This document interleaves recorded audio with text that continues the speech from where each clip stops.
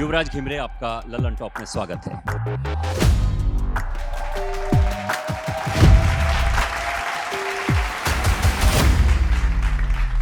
युवराज घिमरे, विदेशी पत्रकार, आपको कैसा लगा ये बहुत पढ़ के? बहुत अजीब सा लगा। इंडिया में मैं विदेशी पत्रकार। एक जेएनयू के छात्र तो प्रधानमंत्री बने वहां, बाबूराम भट्टराई, जिन्होंने आपको जेल तक भी पहुंचाया। जी, उसमें मुझे खेद नहीं है कि मैं क्या नहीं बना। मेरे पास एक फोन आया और मेरे जो दोस्त थे उन्होंने कहा कि पूरा राज परिवार उसका मैसेकर कर दिया गया है। आप उस वक्त कहाँ थे? फर्स्ट अवेलेबल फ्लाइट लेके काठमांडू पहुंच गया मैं 5 जून को। लोगों के दिमाग में अभी भी शक है। पैलेस मैसेकर से जुड़ी हुई जितने भी जुड़े हुए सवाल थे उनके जवाब मिल चुके हैं कि ये कभी भी पूर्ण सत्य नहीं आएगा सामने। नेपाल हमें एक बहुत ही अनकंफर्टेबल फील करता है जब एक इंडिया ओवरटली और कवर्टली बोलता है कि हमारे सिक्योरिटी अम्ब्रेला में नेपाल है। जब पुलिस आपके पास आई या आपके दरवाजे पर नॉक हुई या आपको फोन आया या आपको सीधे उठा के ले गए, क्या क्या हुआ था उस वक्त? एक पत्रकार को जब गिरफ्तार करती है पुलिस तो क्या होता है? मैं नियमित टाइम में ऑफिस जाता था। मेरा ऑफिस 4th फ्लोर में था। 6th फ्लोर में कॉर्पोरेट ऑफिस था। मैनेजिंग डायरेक्टर का फोन आया, सर थोड़ी देर आप ऊपर आ सकते हैं? हम गए तो वहाँ एक पुलिस के डीएसपी बैठे थे और इत्तेफाक से वो मेरे छोटे भाई के दोस्त थे क्योंकि पुलिस में था। तो उसके बाद अभी वो रिटायर हो गया है, लेकिन बार बार पूछता था। मतलब बहुत ही मुश्किल लग रहा था मुझे आपको ले जाने में। ये फिर क्या हुआ अचानक ऐसा कि नरेंद्र मोदी के खिलाफ वहां पर एक तरह से हवा बन गई? पावर पर जो अधिकार है उसके आधार में राजनीतिक समीकरण बनते बिगड़ते हैं। तो चाइना ने हमेशा ये माना, ये इम्प्रेशन दिया, नेपाल, भारत और चाइना का जो रिलेशन है उसमें इंडिया का प्राइमेसी ऑफ इंटरेस्ट है, उससे चाइना हमेशा सहमत रहा। नेपाल में सेक्युलरिज्म के बारे में कोई भी बहस नहीं हुआ। क्या है, कॉमन मान्यता नहीं है। इंडिया का सबसे बड़ा फेलियर है, इंडिया ने डेमोक्रेसी के नाम में माओइस्ट को सपोर्ट किया, लेकिन डेमोक्रेटिक प्रोसेस को इंडिया ने प्रोमोट नहीं किया। इतना ही नहीं, उसको डिनाउंस किया। उस दौर को याद कीजिए जब नेपाल से लगातार खबरें आती थीं जनयुद्ध की, जिसको माओवादी जनयुद्ध कहते थे। नेपाली रॉयल आर्मी और माओवादी गुरिल्लाओं के बीच में लगातार ऐसे युद्ध हुए हैं जिनसे पूरी दुनिया में हेडलाइंस बनी हैं, खबरें बनी हैं। उस दौर में माओवादी पार्टी के नेता पुष्प कमल दहाल प्रचंड, दूसरे नंबर के नेता बाबूराम भट्टराई, इनको आतंकवादी घोषित किया गया था। नेपाल की सरकार ने ही नहीं, भारत, अमेरिका, ब्रिटेन, दुनिया भर की सरकारें इन्हें आतंकवादी कहती थीं। आज पुष्प कमल दहाल प्रचंड नेपाल के प्रधानमंत्री हैं। उस दौर में जब इन दो नेताओं को आतंकवादी कहा जाता था, एक पत्रकार ने हिम्मत की और बाबूराम भट्टराई का एक लेख अपने अखबार में छाप दिया।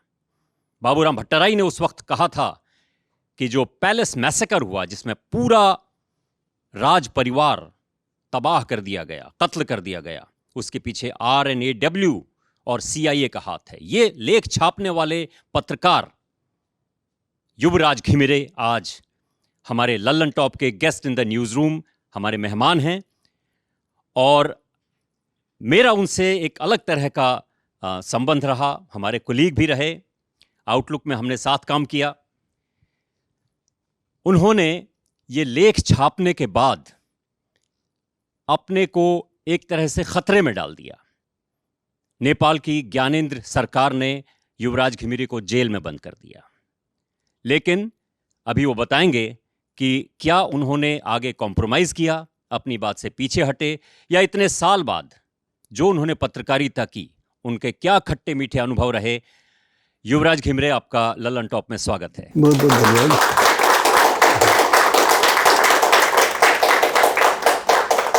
अगर आपने हमारा जो लल्लन टॉप का प्रोमो है उसको गौर से देखा हो तो हमने आपको बारीक शब्दों में लिखा है युवराज घिमरे, विदेशी पत्रकार। आपको कैसा लगा ये बहुत पढ़ के? बहुत अजीब सा लगा। इंडिया में मैं विदेशी पत्रकार, मेरा वो ट्रेनिंग सेंटर जहाँ ये किया, और मुझे कभी कभी दिक्कत होता है। यहाँ मीडिया तो बहुत वास्ट है, और चाहे अर्थक्वेक टाइम हो या इंडियन पत्रकार लोग आए इस तरह मिसलीड किया, मुझे कमेंट मांगते हैं, मुझे बोलना पड़ता है कि मैं इंडियन जर्नलिज्म का पार्ट हूँ, उससे मैं अलग नहीं हो सकता हूँ। मेरा ट्रेनिंग यहाँ अभी भी मेरा इन्वॉल्वमेंट है। मैं नेपाल में भी पत्रकारिता करता हूँ और पत्रकारिता का फंडामेंटल स्वरूप और ऑब्जेक्टिव्स कहीं भी फ़र्क नहीं होता है। लोकल कंडीशन उसको ज़रूर इन्फ्लुएंस करते हैं। इसलिए आपने कहा कि आप इंडियन जर्नलिज्म के, भारतीय पत्रकारिता के हिस्से रहे, लेकिन क्या आप अपने आप को विदेशी पत्रकार के तौर पे, मतलब आप कंफर्टेबल हैं इस आइडेंटिटी से? नहीं, मैं पत्रकार हूँ। इसलिए मुझे दिक्कत वही होता है, जब आप केवल पत्रकार बनते हैं दिक्कत यहाँ होता है। जब आप विदेशी पत्रकार बनते हैं या नेपाली पत्रकार बनते हैं, इंडियन पत्रकार बनते हैं और इन्वॉल्व होते हैं स्टेट के बायलैटरल अफेयर्स में, स्टेट क्राफ्ट में, तो फिर आप विदेशी पत्रकार, बीजेपी पत्रकार, कांग्रेसी पत्रकार बन जाते हैं। ये मेरे लिए भी थोड़ी दिक्कत वाली बात है कि मैं युवराज घिमिरे को विदेशी पत्रकार कहूँ। हालांकि मुझे ये मालूम है आप विदेशी नागरिक हैं, आप एक संप्रभु राष्ट्र के नागरिक हैं, और जो रिपब्लिक है अब नेपाल, आप काठमांडू में रहते हैं। लेकिन पत्रकारिता की आपने जो शुरुआत की, जब आप ट्रेनी रिपोर्टर रहे, पटना से शुरुआत की, यानी जो हिंदी हार्टलैंड, जो हब रहा राजनीतिक उथल पुथल का, वहाँ से आपने शुरुआत की। थोड़ा उसके बारे में बताइए और फिर हमें उस यात्रा तक ले जाइए जो भारत में युगांतरकारी घटनाएं हुईं, उनको आपने कितने क्लोज क्वार्टर से, कितनी नज़दीकी से देखा। तो शुरुआत पटना से। सर, मैं तो पटना तो नेपाल से मतलब लगा हुआ, बिहार इसका कैपिटल। मैं आया वास्तव में मेडिकल पढ़ने के लिए सर। तो फिर जब आप अपनी ऑब्जेक्टिव में फेल हो जाते हैं तो कोई और प्रोफेशन ढूंढना पड़ता है। एक असफलता से मुझे इस प्रोफेशन, मेरा असफलता जो मैंने एम चूज़ किया था लाइफ में, उसके बाद मैंने खोजी कि मैं तब उससे मेरा उसके बाद था कि मैं पत्रकारी बनना चाहता हूँ। मैं सोशियोलॉजी स्टडी करूँगा और पत्रकारिता करूँगा। ये मेरा क्योंकि मैं समाज अध्ययन, आदमी का एनाटॉमी आप अध्ययन नहीं कर सकते हैं, तो मैं बड़ा समाज अध्ययन करूँगा, ये मेरे दिमाग में आया। और पत्रकारिता और इत्तेफाक फिर मैं जब वापस यहाँ पढ़ने के लिए आया तो उसमें एडमिशन्स में कुछ टाइम थे। दिल्ली आया था मैं, जेएनयू में आया था, पता नहीं प्रधानमंत्री बन के लौटता, वो हुआ नहीं, जेएनयू में दाखिला मिला नहीं मुझे। बाबूराम भट्टराई तो वहीं से गए थे। वही मैं कहने वाला था, एक जेएनयू के छात्र तो प्रधानमंत्री बने वहाँ, बाबूराम भट्टराई, जिन्होंने आपको जेल तक भी पहुँचाया। जी, उसमें मुझे खेद नहीं है कि मैं क्या नहीं बना, लेकिन मैं जो बना उसमें मेरा मैं गर्व करता हूँ इस प्रोफेशन में रहने का। यहाँ से जब एडमिशन में टाइम हुआ, मैं नेपाल वापस जा रहा था। पटना में कुछ दोस्ती हो गई लोगों के साथ। मैं उनके गेस्ट बन के रहा 10-15 दिन। इत्तेफाक से वो अभी यूनियन मिनिस्ट्री में है। मैं जिनका गेस्ट था पशुपति कुमार पारस जी, रामविलास पासवान जी के भाई है। वहाँ कुछ कॉमन फ्रेंड्स मिले, या अरे रुक जाइए, यहाँ नेपाल जाने में क्या दी। तो फिर इसी सिलसिला में हम एक आदमी के साथ एक वो भी नेपाल में प्लेन नेपाली कांग्रेस के उसमें नेतृत्व में वो क्रांति, सशस्त्र क्रांति की तैयारी कर रहे थे शायद। हम लोग तो इसमें इधर थे। उस समय का बड़ा इवेंट था, शायद 74-75 की घटना थी। उन्होंने एक नेपाल का प्लेन हाईजैक किया और उसमें जो 40 लाख रुपया थे वहाँ के सेंट्रल बैंक में ले जा रहे थे, उसको निकाल कर ये लोग आर्म्स खरीदने में, ये प्लान था शायद। वो व्यक्ति, उसमें से इन्वॉल्व एक व्यक्ति, उनको मैं जानता था, पटना में मिले। उन लोग वापस लौट रहे थे, यूएनआई के ऑफिस रास्ता में आ गया। तो इन्होंने बोला अरे यूएनआई के ऑफिस में चलते हैं। वहाँ Jha ji, DN Jha chief of bureau थे। इन्होंने इंटरव्यू किया था शायद इन लोगों का प्लेन हाईजैकिंग के बाद। इंट्रोडक्शन हो गया, फिर झा जी से ऐसे ही कोई बात नहीं थी, झा जी को इन्होंने मुझे इंट्रोड्यूस कराया, बोला कि ये पत्रकार बनना चाहते हैं। अब बोला ठीक है, आप यहाँ सीख सकते हैं यूएनआई में, आपको हम पैसा नहीं देंगे। मुझे अच्छा लगा, इंस्टेड ऑफ नेपाल जाने का मैंने वहाँ काम करना शुरू किया, वो वॉलंटरी एक इसमें। तो उससे पहले मैं पढ़ता था नेपाल में भी, हिंदी पेपर्स मेरे यहाँ आते थे, दिनमान धर्मयुग मेरे पिताजी लाते थे।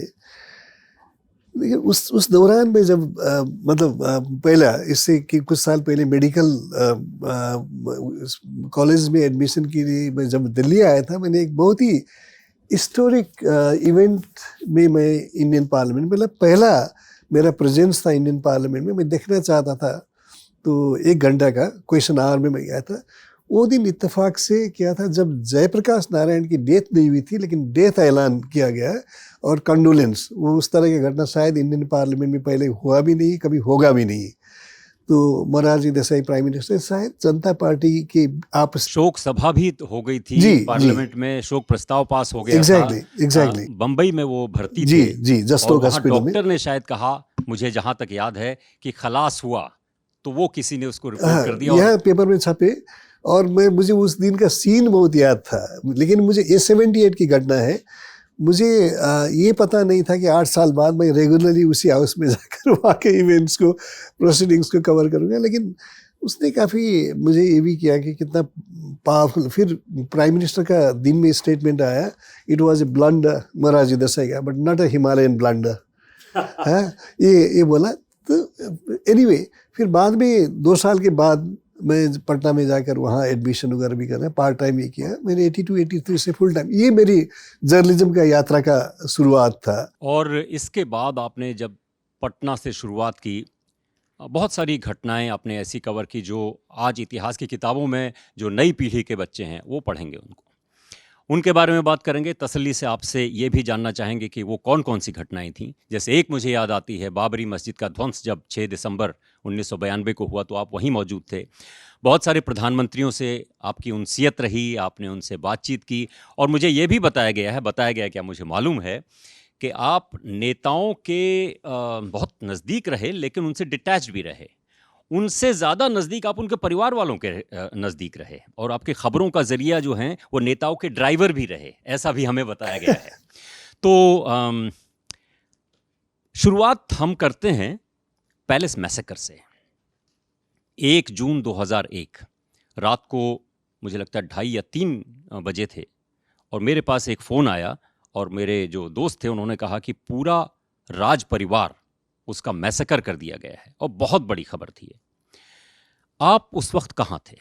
मैं उस समय सोल में था, साउथ कोरिया में। 2 दिन पहले हम लोग पहुँचे थे एक कार्यक्रम में, और वहीं 2 घंटा 2.5 घंटा का टाइम डिफरेंस है, क्योंकि यहाँ नेपाल से पहले है। तो करीब 6 बजे के करीब उस समय मैं वो चेक कर रहा था नेपाल का एक न्यूज़, उसमें लिखा है तो ये सब सारा इंसिडेंट के बारे डिटेल्स नहीं थे, लेकिन ये था कि पैलेस में ये सब हुआ, किंग और उनके परिवार के लोग मारे गए।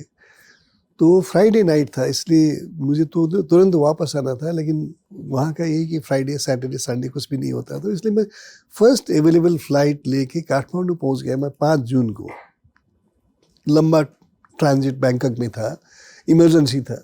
बाई चांस क्या हुआ कि एयरपोर्ट पे मुझे जो पुलिस लोग वहाँ तैनात थे वो जानते थे, उन लोगों ने, कर्फ्यू था, लिफ्ट दिया मेरे ऑफिस तक। उस समय मैं कांतिपुर डेली में काम करता था। जिस घटना का आपने शुरू में जिक्र किया, बाबूराम भट्टराई का, वो आर्टिकल आया, मतलब उन्होंने आर्टिकल भेजा था वहाँ किसी ने, तो मेरे दोस्तों के बीच में ये चल रहा था कि छापना चाहिए नहीं छापना चाहिए, क्योंकि उसमें बहुत सारे चीज़ ऐसा था जिसमें यकीन करना भी मुश्किल था। लेकिन मैंने एक एडिटर के तौर पर बहुत कम ऐसा अवसर है जहाँ मुझे इंटरवीन करना पड़ा हो, या मैं एडिटर हूँ इसलिए मुझे ये डिसीजन लेना है, लेकिन उस घटना में मैंने किया। मेरे दोस्तों का था कि छापना नहीं चाहिए, लेकिन हमने ये कहा कि 2 कारण से छापना चाहिए। एक कारण ये है कि हम इसमें लिखे हुए बहुत सारे चीज़ से एग्री नहीं करते, या हमारे पास कोई एविडेंसेस नहीं है, उसको काउंटर करने के लिए भी हमको इसको पब्लिक डोमेन में लाना चाहिए। दूसरा, as an editor, as a journalist, मेरा काम फ्यूचर हिस्ट्री को आर्काइव करना भी है, इसलिए हमने ये इसका मैं पैरेलल, मुझे किस इससे इंस्पायर किया था वही बताऊंगा। जब मैं इंडिया में पत्रकारिता में आया, मैंने बहुत सारे बैक पेपर्स मुझे पढ़ना पड़ा। बाद में पार्लियामेंट कवर करने के लिए कॉन्स्टिट्यूएंट असेंबली वगैरह का डिबेट भी हमने थोड़ा स्टडी किया। 73 में जयप्रकाश नारायण का एक आर्टिकल छपा था, 73-74 में शायद, 73 में था ये आंदोलन से पहले, जहां उन्होंने ये अपील किया था इंदिरा गांधी को कि ये रिग्रेसिव मेजर्स नहीं लेने के लिए, और ये होगा तो फिर आर्मी या इस तरह के इनको उनका अनऑथराइज्ड या इलीगल ऑर्डर्स को नहीं लेना चाहिए। ये था, वो एक वार्निंग भी था, सजेशन भी था। ठीक है, तो फिर मुझे लगा कि टाइम्स ऑफ इंडिया ने भी पब्लिक ओपिनियन को अब सप्रेस नहीं करना चाहिए। दूसरा, नेपाल के हिस्ट्री में इतना बड़ा ट्रैजिक इंसिडेंट हुआ था, उसके बारे में एक सशक्त आंदोलन, उस आंदोलन के बहुत सारे मतलब इश्यूज से हम सहमत थे, बहुत सारे इससे असहमति था। लोगों का स्पेशली वायलेंट पार्ट, लोगों का मारना, अकाउंटेबिलिटी नहीं होना, इस तरह से वो हमने रेज भी किया था। लेकिन हम उनके, और मेरा मान्यता ये भी था कि माओइस्ट प्रॉब्लम का सेटलमेंट निगोशिएशन से हो सकता है, बंदूक से नहीं। इसलिए उनके विचार को आप सप्रेस नहीं करेंगे तो निगोशिएशन में मदद करेंगे, ऐसा मान्यता के साथ मैंने सभी तरह के ओपिनियन को स्पेस दे रखा था कांतिपुर में। तो जब बाबूराम भट्टराई का आर्टिकल आया, इसलिए मैंने दोस्तों से बोला कि इनको छापना चाहिए। उसके जिस दिन छपा 6 जून को शायद, उस दिन हमको गिरिजा प्रसाद कोइराला का प्राइम मिनिस्टर थे, उन्होंने उस गवर्नमेंट ने हमको सिटीजन चार्ज में अरेस्ट किया, मुझे और उसके पब्लिकेशन हाउस के 2 डायरेक्टर्स। ये जो आपने लेख छापा उसके बारे में थोड़ा बताइए कि बाबूराम भट्टराई ने जो लिखा था, जब आपने वो पढ़ा तो उस दौर में ये भी खबरें चलती थीं कि माओवादियों को भारत की इंटेलिजेंस एजेंसी सपोर्ट करती हैं, उन्होंने प्रॉम्प्ट किया है। तो ये कुछ समझ में नहीं आया बहुत सारे लोगों को कि एक तरफ तो माओवादी पार्टियों को भारत की एजेंसीज सपोर्ट करती हैं, ऐसा आरोप लगा। दूसरी तरफ वही माओवादी नेता पैलेस मैसेकर के लिए रिसर्च एंड एनालिसिस विंग और CIA को जिम्मेदार ठहरा रहे हैं। एक संपादक के तौर पे क्या आपके जहन में ये सवाल आए थे? हमने तुरंत दूसरे दिन जो एडिटोरियल उसमें हमने इस चीज़ को रेज किया है। उसने बोला कि हम नेपाल के जो ये नेपाल यूनिफिकेशन के जो कैंपेन को लीड करते थे राजा पृथ्वीनारायण शाह, तो ये लिखा है बाबूराम भट्टराई ने उसमें कि पृथ्वीनारायण शाह से राजा वीरेंद्र तक हम उनकी जो भूमिका रही नेपाल को स्वतंत्र रखने के लिए, आगे बढ़ाने के लिए, उसको हम उच्च मूल्यांकन करते हैं। एक तो नेचुरल क्वेश्चन था हमारा। हमने दोस्तों से कहा जब तक आप इसको छापेंगे नहीं, ये क्वेश्चन अभी के जैसा ट्विटर का ज़माना तो नहीं था, सोशल मीडिया का नहीं था, तो आप क्वेश्चन नहीं पूछ सकते कि फिर उस तरह के राजा जब थे तो आपने फिर गणतंत्र के लिए आंदोलन क्यों शुरू की। एक उसने कहा था कि राजा वीरेंद्र बहुत पेट्रियोटिक थे, वो अमेरिकन, क्योंकि Maoist world view was anti American, anti Indian. तो उसमें ये था कि क्यों आपने उस तरह के मूवमेंट चलाए और वो जो अमेरिकन एक्सपेंशनिज्म और इंडियन हेजेमोनी के अगेंस्ट में जो राजा था उसके अगेंस्ट में क्यों? ये दूसरा RAW और अमेरिकन कोलैबोरेशन, उसमें ये भी लिखा कि गिरिजा प्रसाद कोइराला और किंग ज्ञानेंद्र, ये दोनों उनके पॉपेट्स थे, ये भी लिखा है। इसलिए बहुत सारी चीज़ टैक्टिकल भी हो सकता है। कल जब हम फ्यूचर हिस्ट्री में आर्काइव करेंगे बाबूराम भट्टराई और any movement will have to be accountable for what they have said. ये हमारे दिमाग में था। हमने कैलकुलेटेड रिस्क लिया था और हमने अपने दोस्तों से उस दिन की मीटिंग में ये भी कहा था कि अगर हमारा किसी इसमें विश्वास है वैल्यूज़ में, तो हम लोग उसके कॉन्सिक्वेंस को फेस करने के लिए भी रेडी होना चाहिए। इसलिए कैलकुलेटेड और कन्विक्शन के साथ हमने वो डिसीजन लिया था। और बाबूराम भट्टराई आज वो आंसर देने से भागते हैं। उन्होंने कभी भी आंसर, हमने पटक उनसे ये क्वेश्चन पूछा है और उन्होंने कभी आंसर नहीं दिया है। तो देखिए, 2 अलग अलग स्थितियां हैं। एक तरफ माओवादी आंदोलन चल रहा है, हिंसक आंदोलन चल रहा है। दूसरी तरफ जो राजमहल में, नारायण हिटी महल में जो कुछ हुआ, पैलेस मैसेकर, वो चल रहा है। बहुत सारे हमारे जो सुनने वाले, देखने वाले हैं हिंदुस्तान में ख़ास तौर पे, और ये आम फहम बात है, आप किसी से बात करें तो लोगों के दिमाग में अभी भी शक है कि क्या पैलेस मैसेकर से जुड़ी हुई जितने भी जुड़े हुए सवाल थे उनके जवाब मिल चुके हैं, या जो कुछ बताया गया है मीडिया को, नेशनल और इंटरनेशनल मीडिया को, कि एक प्रिंस नशे में था, उसने बंदूक उठाई, अपने पिताजी किंग वीरेंद्र को गोली मार दी, अपनी माताजी को गोली मार दी, अपने कजन्स जितने भी वहाँ उस वक्त मौजूद थे 10 लोगों को गोली मार दी और बाद में खुद भी मर गए, खुद को भी गोली मार ली। ये तथ्य जो है ये हर जगह चला किताबों में भी लिखा गया, इन्वेस्टिगेशन भी हुआ। क्या ये पूर्ण सत्य है या इसमें अभी कुछ गुंजाइश बाकी है? इसलिए देखिए, कभी भी पूर्ण सत्य नहीं आएगा सामने।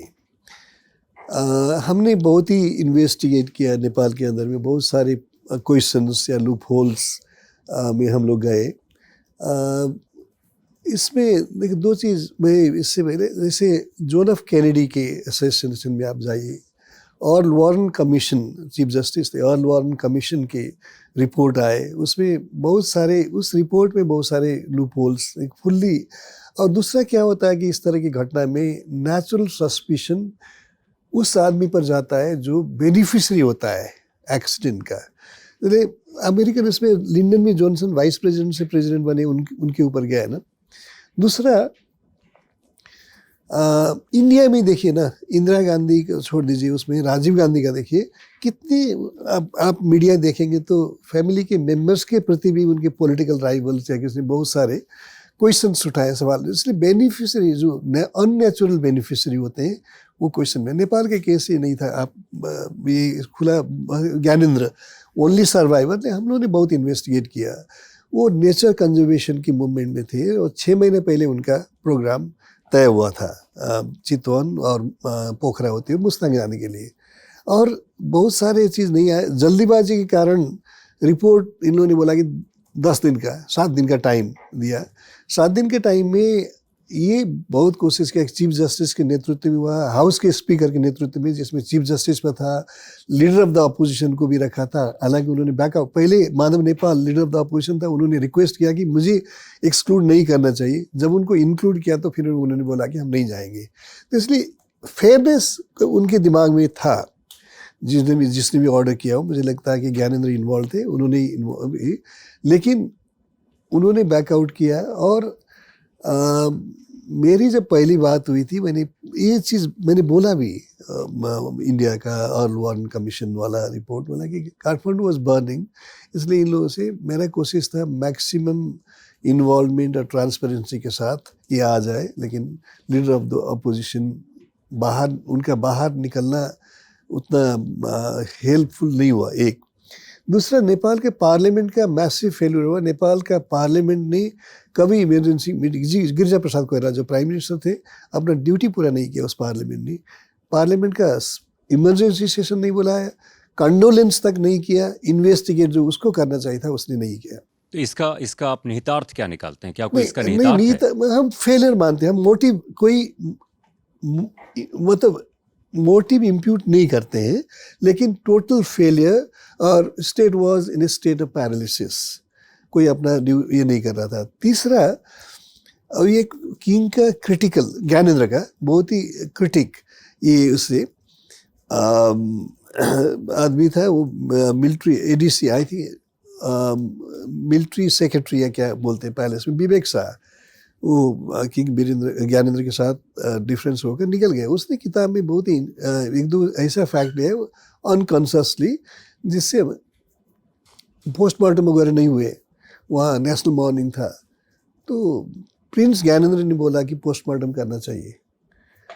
तो फिर queen mother Ratna, who is alive 97, तो उन्होंने बोला कि महाराज धीराज के भी आप बड़ी शरीर को वो मतलब सिरफार करेंगे। आप समझते हैं ना, वो जो ट्रेडिशन में राजाओं का स्थिति और आदमियों से, मतलब ये ऑर्डिनरी ह्यूमन बीइंग नहीं है। तो फिर वो ट्रेडिशनल सोसाइटी में माँ का जो वर्सन होता है ना, इस फाइनल, तो फिर पोस्टमार्टम नहीं हुआ, पोस्टमार्टम नहीं हुआ। तो मुझे लगता है कि Gyanendra being intelligent person was trying to take all the measures, या बाद में फ्यूचर क्वेश्चंस को एड्रेस करना चाहते थे। और फिर उसके बाद क्या इसमें है कि ये क्वेश्चन जब नेपाल में किंग ज्ञानेंद्र पैलेस छोड़ के जा रहे थे, उन्होंने दो चीज़ को स्पेशली हाईलाइट किया कि बाहर जब मैं, मेरे सर पर सिरपेश था, बहुत सारे चीज़ पब्लिक डिबेट पर मैं जा नहीं सकता था, लेकिन मेरे सिर में अब सिरपेश नहीं है। I am open to any investigation, I will fully cooperate, एक। और दूसरा, कि ये एलिगेशन है स्विस बैंक में हमारा पैसा है, आप किसी तरह का इन्वेस्टिगेट कीजिए, मेरा एक पैसा भी नहीं है, ये दो चीज़ बोला है। नेपाल में पॉलिटिकल पार्टीज बीच बीच में बोलते रहते कि हम रीओपन करेंगे, लेकिन इसको पॉलिटिकल टैक्टिक के रूप में वो यूज़ कर रहे हैं, इतना है। तो इसको रीओपन तो खैर अभी तक करने नहीं की कोई किया अब कोई नहीं, बातचीत भी नहीं होती है शायद उस बारे नहीं में। बातचीत भी नहीं होती है, और वो उनका वो इंटेंट वो है भी नहीं, क्योंकि किस मर्डर को फिर वो माओइस्ट इंसर्जेंसी की बात आएगी, वहाँ का 17,000 लोगों की मर्डर की बात आएगी, ट्रांजिशनल जस्टिस जो part of the peace process है उसको आगे नहीं बढ़ाया गया है, इसलिए बहुत सारे कॉम्प्लिकेशंस है। इसलिए हर ग्रुप दूसरा का कमजोरी को अपना स्ट्रेंथ मान के आगे बढ़ रहे हैं। हम चाहेंगे कि इस बातचीत में हम आपके साथ कभी आगे जाएं और कभी वापस आपकी हाँ, यादों के झरोखों में पीछे आपके साथ जाएं। अच्छा, यहाँ पे एक मिनट, ये सिद्धांत कुछ सवाल पूछना चाह रहे हैं। जब नेपाल पैलेस मसाकर की खबर आई आपके पास, तो पहले एक तो ब्रेक कैसे हुई आपके पास, और आप क्राइम सीन पे गए थे वहाँ पे? मैंने बोला मैं कोरिया में था, मैं कोरिया में थे, लेकिन मेरा खबर कैसे आई, क्या जी, क्या नहीं, मैंने अपडेट्स तो आए वो थे? नेपालnews.com करके एक नेपाली ये बताता वेबसाइट, वो पढ़ के मैं कोरिया से लौट आया, लेकिन कॉन्स्टेंटली मैं वहाँ से इन दोस्तों के साथ टच में था, coverage crime scene including Gyanendra का मूवमेंट का प्रोग्राम कब बना था। हाँ, एक चीज़ मैं बता देना चाहता हूँ, जब वो बाहर थे थोड़ा सा इसे दीपेंद्र का प्लान का ये देता है, जब ये भी हमने वेरीफाई किया, जब चितौन में प्रिंस दीपेंद्र जिन्होंने जी गोली मारी थी, जी क्राउन प्रिंस में, और वहाँ से पोखरा गए, और पोखरा से शायद मुस्तांग का प्रोग्राम था जो तिब्बत बॉर्डर में, तो 3 बार इन्होंने बोला था कि आपको ज़रूर आना है उस प्रोग्राम में, उसमें फैमिली गेट टुगेदर में। तो उन्होंने फिर वो पैलेस का वो अजीब सा प्रोटोकॉल, अंकल है लेकिन उससे ऊपर क्राउन प्रिंस है, क्योंकि वो लाइन ऑफ सक्सेशन में पहला है ना। तो फिर उन्होंने किंग से, अपने भाई से पूछा, मेरा ये है, विदेश से आ रहे, बोला कि नो यू डोंट कम। तो ये सब रिकॉर्ड मतलब कि इसमें नहीं है, हमने वेरीफाई किया, बहुत ही मैसिव इन्वेस्टिगेशन हम लोगों ने किया था ये किसी तरह का ट्रूथ की नज़दीकों से। तो जैसा मैं आपसे कह रहा था कि आपकी इस यात्रा में हम आगे और पीछे आपको ले करके जाना चाहेंगे, या आप हमें लेके जाएं। मैं आपसे उस मोमेंट की बात करना चाहता हूं, और ये हर पत्रकार को इसके लिए तैयार रहना चाहिए। हिंदुस्तान में बेशुमार उदाहरण हैं कि पत्रकारों को उनकी पत्रकारिता के लिए मुश्किलों का सामना करना पड़ा, जेल जाना पड़ा। दुनिया भर में ऐसे उदाहरण हैं, आज के भी हिंदुस्तान में इस तरह के उदाहरण हैं। जब पुलिस आपके पास आई, या आपके दरवाजे पर नॉक हुई, या आपको फ़ोन आया, या आपको सीधे उठा के ले गए, क्या क्या हुआ था उस वक्त? एक पत्रकार को जब गिरफ्तार करती है पुलिस तो क्या होता सर, मेरा रूटीन ये था कि मैं नियमित टाइम में ऑफिस जाता था, अपने रूम में जाकर मीटिंग करना, और to the extent possible editorial खुद लिखता था। तो बाबूराम भट्टराई का ये था, तो एडिटोरियल हमने लिखा कि बाबूराम को उनसे क्वेश्चन पूछना पड़ेगा, नहीं। तो उसके बाद मेरा ऑफिस 4th फ्लोर में था, 6th फ्लोर में कॉरपोरेट ऑफिस था। मैनेजिंग डायरेक्टर का फ़ोन आया, सर थोड़ी देर आप ऊपर आ सकते हैं। हम गए तो वहाँ एक पुलिस के डीएसपी बैठे थे, बहुत ही रेस्पेक्टफुल। 2 रीज़न था, एक तो उनको उसके ऑफिस से जो निर्देशन दिया था उसके लिए, और इत्तेफाक से वो मेरे छोटे भाई के दोस्त थे, क्योंकि वो पुलिस में था। तो उसको बहुत, अभी वो रिटायर हो गया है, लेकिन बार बार पूछता था, मतलब बहुत ही मुश्किल लग रहा था मुझे आपको ले जाने में, ये मैनेजिंग डायरेक्टर को ले जाने मुझे ये नहीं हो रहा था। तो वेरी अकेले आए थे या उनके साथ पूरा? अकेले आया था। गाड़ी नीचे लोग थे, नीचे और लोग थे, लेकिन ऊपर में जब मुझे जिस ऑफिस में, कॉर्पोरेट ऑफिस में बुलाया गया था, वो अकेले बैठे थे। तो रीज़न हमें बताया गया, सीधे हम लोग चले गए उसके बाद। और बहुत विनम्रता से उन्होंने कहा हमारे साथ चलिए। लेकिन मेरा जैसे पंगा बोलते हैं वो कस्टडी में हुआ।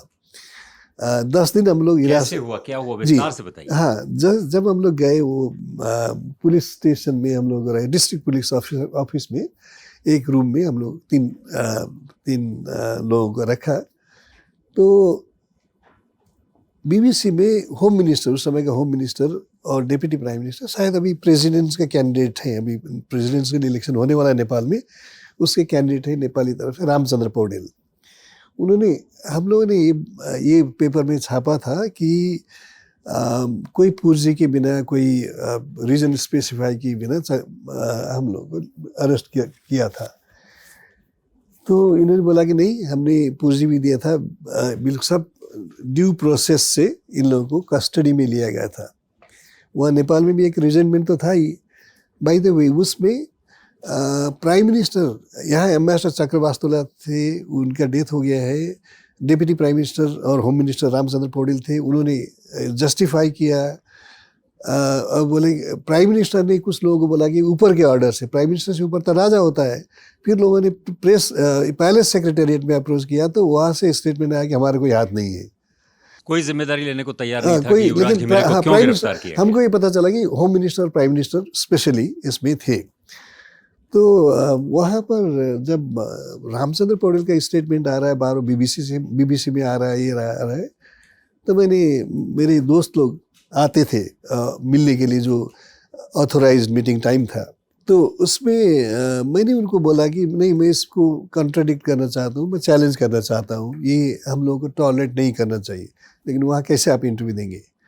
तो चूँकि मेरा कोलीग न्यूज़ एडिटर था, उसने बोला कि शाम में मैं फ़ोन लेके आऊँगा, इस टाइम में मैं बीबीसी वालों से बात करता हूँ। उन्होंने मुझे वही कस्टडी में उसको फ़ोन किया, वहीं से मैंने इंटरव्यू दिया कि झूठ बोल रहे, हमको कोई पूंजी वगैरह नहीं दिया गया था, नहीं तो प्रोड्यूस करें। दिन रात कैसे कटते थे आपके कस्टडी में? नहीं, किताब वगैरह था, अच्छा ही बिहेव करते थे। पुलिस के लोग भी आते थे, एक वो अजीब सा प्राणी जिनको वो रेस्पेक्ट भी करते थे, जिनका रिजेंटमेंट को दिखा भी नहीं सकते थे, चाय भी देना पड़ता था हमको, ये सब। लेकिन उसके बाद क्या हुआ कि जब मैंने deputy prime minister, home minister को चैलेंज किया, तो उसके बाद मुझे अलग ले गए दोनों से, सोलिटरी रखा, 3-4 दिन शायद रखा। और पुलिस वाले भी बिगड़ गए, हम आपको इतना फ्रीडम दे रहे थे, फिर भी आपने उसका मिसयूज़ किया। लेकिन और फिर आपको जमानत मिल गई? हम लोग कोर्ट में गए। जब कोर्ट में गए तो ये हुआ कि जमानत मिली। वो मैंने वहाँ बोला कि as an editor entire responsibility मेरा था, इन लोगों को कोई इन्वॉल्वमेंट था, मैंने कोई कंसल्ट नहीं किया था क्या करना है, इसलिए मैं सोल रिस्पॉन्सिबिलिटी लेता हूँ। उनको मुझे शायद 3-4 हज़ार रुपये, वो भी कंपनी नहीं दिया, बेल रखा उनको ऐसे ही पर्सनल। उसमें बाद में 2 महीने के बाद प्रोटेस्ट वगैरह भी हुआ, आप लोग भी हमारे रेस्क्यू में गए यहाँ। तो दिल्ली में पत्रकारों ने बहुत प्रदर्शन किए थे, मुझे याद है। जी, मेरे दोस्त लोग, मेरे अग्रज लोग, विनोद मेहता था, साइन किया बेचारा। विनोद मेहता जो आउटलुक के एडिटर प्रधान थे, संपादक थे, जो इस सब चीज़ में, प्रभाष जोशी जी। जी। तो फिर उसके बाद हम दूसरा गवर्नमेंट जो आया, उसके 1-2 महीना के बाद उसने केस को विड्रॉ किया। तो मैंने लेकिन उस समय भी कांतिपुर पब्लिकेशन के ओनर्स को ये बोला था कि लंबी लड़ाई होगी, शायद एक अपॉर्चुनिटी भी होगा जुडिशरी को डिफाइन करने के लिए कि पर्सनल फ्रीडम का सीमा क्या है, तो आप तैयार हैं तो हम लोग लड़े, नहीं तो हम रिजाइन कर देते हैं, हम फेस कर लेते हैं। उन्होंने बोला कि हम आपके साथ हैं, ये बोलकर हम लोग लड़ाई। किसी भी परिवार में बड़े भाई और छोटे भाई के बीच में बड़े स्नेहपूर्ण रागात्मक संबंध होते हैं। बड़ा भाई डांटता भी है, छोटा भाई उसको मानता है, कई बार झगड़ा भी होता है। लेकिन ये परिवार के जो भाइयों के संबंध हैं, क्या इसको अंतर्राष्ट्रीय संबंधों में लागू किया जा सकता है? जैसा कि बहुत सारे लोग या कुछ लोग हिंदुस्तान में ये मानते हैं कि नेपाल तो अपना ही है, छोटा भाई है और उससे कभी थोड़ी कड़वाहट हो जाती है, लेकिन है तो अपने ही। नेपाल के लोगों के क्या तासुरात हैं, क्या समझदारी है? अलग डाइवर्स ओपिनियन है इसमें। एक ये बोलते हैं कि नेपाल बहुत ही प्राचीन कंट्री है, वर्ल्ड का 16-17 मतलब प्राचीनतम कंट्रीज में है, इसलिए हम उस हिसाब से छोटे भाई नहीं है, लेकिन हम बहुत ही नज़दीकी, बहुत ही एक संबंध है, कल्चरल रिलेशंस है, उनका फेथ, ज्योग्राफी, एक तरह का हिस्ट्री, कल्चर, सिविलाइजेशन हमको साथ लाता है। और जो मैंने बोला 3 तरह से ये है। लेकिन फिर ऐसा क्या हुआ जी कि भारत और नेपाल के संबंधों की बात जहाँ पर आती है, एक अजीब सा शक जी पैदा हो जाता है। भारत में ये होता है कि अब नेपाल के लोग तो चीन की तरफ चले गए हैं जी, या एक तो पैट्रनाइजिंग होता है कि हमारा छोटा भाई है, दूसरा ये होता है कि अरे ये तो चीन की तरफ चले गए हैं। नेहरू के ज़माने से लेकर के जवाहरलाल नेहरू, इंदिरा गांधी, राजीव गांधी और अब प्रेजेंट में प्रधानमंत्री नरेंद्र मोदी, इन सब के दौरान एक सिलसिला रहा है संबंधों का और उसमें उतार चढ़ाव आए हैं। मैं जब 2018 में नेपाल में था तो गांव-गांव में कई जगह गया, लोगों ने हमसे ये कहा कि हमने खून के आंसू रोए हैं जब ब्लॉकेड हुआ। तो ब्लॉकेड का इतिहास क्या रहा है नेहरू के ज़माने से, क्योंकि मुझे लगता है कि इंदिरा गांधी के इंदिरा ज़माने में भी गांधी हुआ, की- राजीव गांधी के ज़माने जी में भी जी हुआ। जी नहीं, इसमें एक चीज़ में इसका कारण क्या है मुझे पता है नहीं है, लेकिन हम जो बोल रहे हैं रिलेशन के, वो स्टेट टू स्टेट रिलेशन के बारे में बोल रहे हैं। तो मैंने ये M.K. रसकोत्रा बहुत ही इन्फ्लुएंशियल डिप्लोमेट रहे हैं, 96-97 स्टिल अलाइव। उनका किताब आया कुछ साल पहले। वो 74-75 में नेपाल में एम्बेसडर थे, बाद में फॉरेन सेक्रेटरी बने। लाइफ इन डिप्लोमेसी में उन्होंने लिखा कि जब वो जा रहे थे तो प्राइम मिनिस्टर की तरफ से बोला कि उनको नेवर ट्रस्ट नेपालीज। ये तो मैं एक माइंडसेट लेकर जब एक स्टेट का अम्बासडर प्लेनिपोटेंशियरी जब जाता है तो नेचुरली उसमें ये, क्योंकि जब आपका रिलेशन अविश्वास के ही उसमें चला जाता है, उसका रीज़न पता नहीं है। लेकिन बहुत सारे लोग हैं जो नेपाल में या इंडिया में नज़दीकी, वो लोग ये ऐसा मानते हैं कि नेपाल और इंडिया का रिश्ते और डिप्लोमेसी में कोई शंका की गुंजाइश नहीं होना चाहिए। There should be open diplomacy.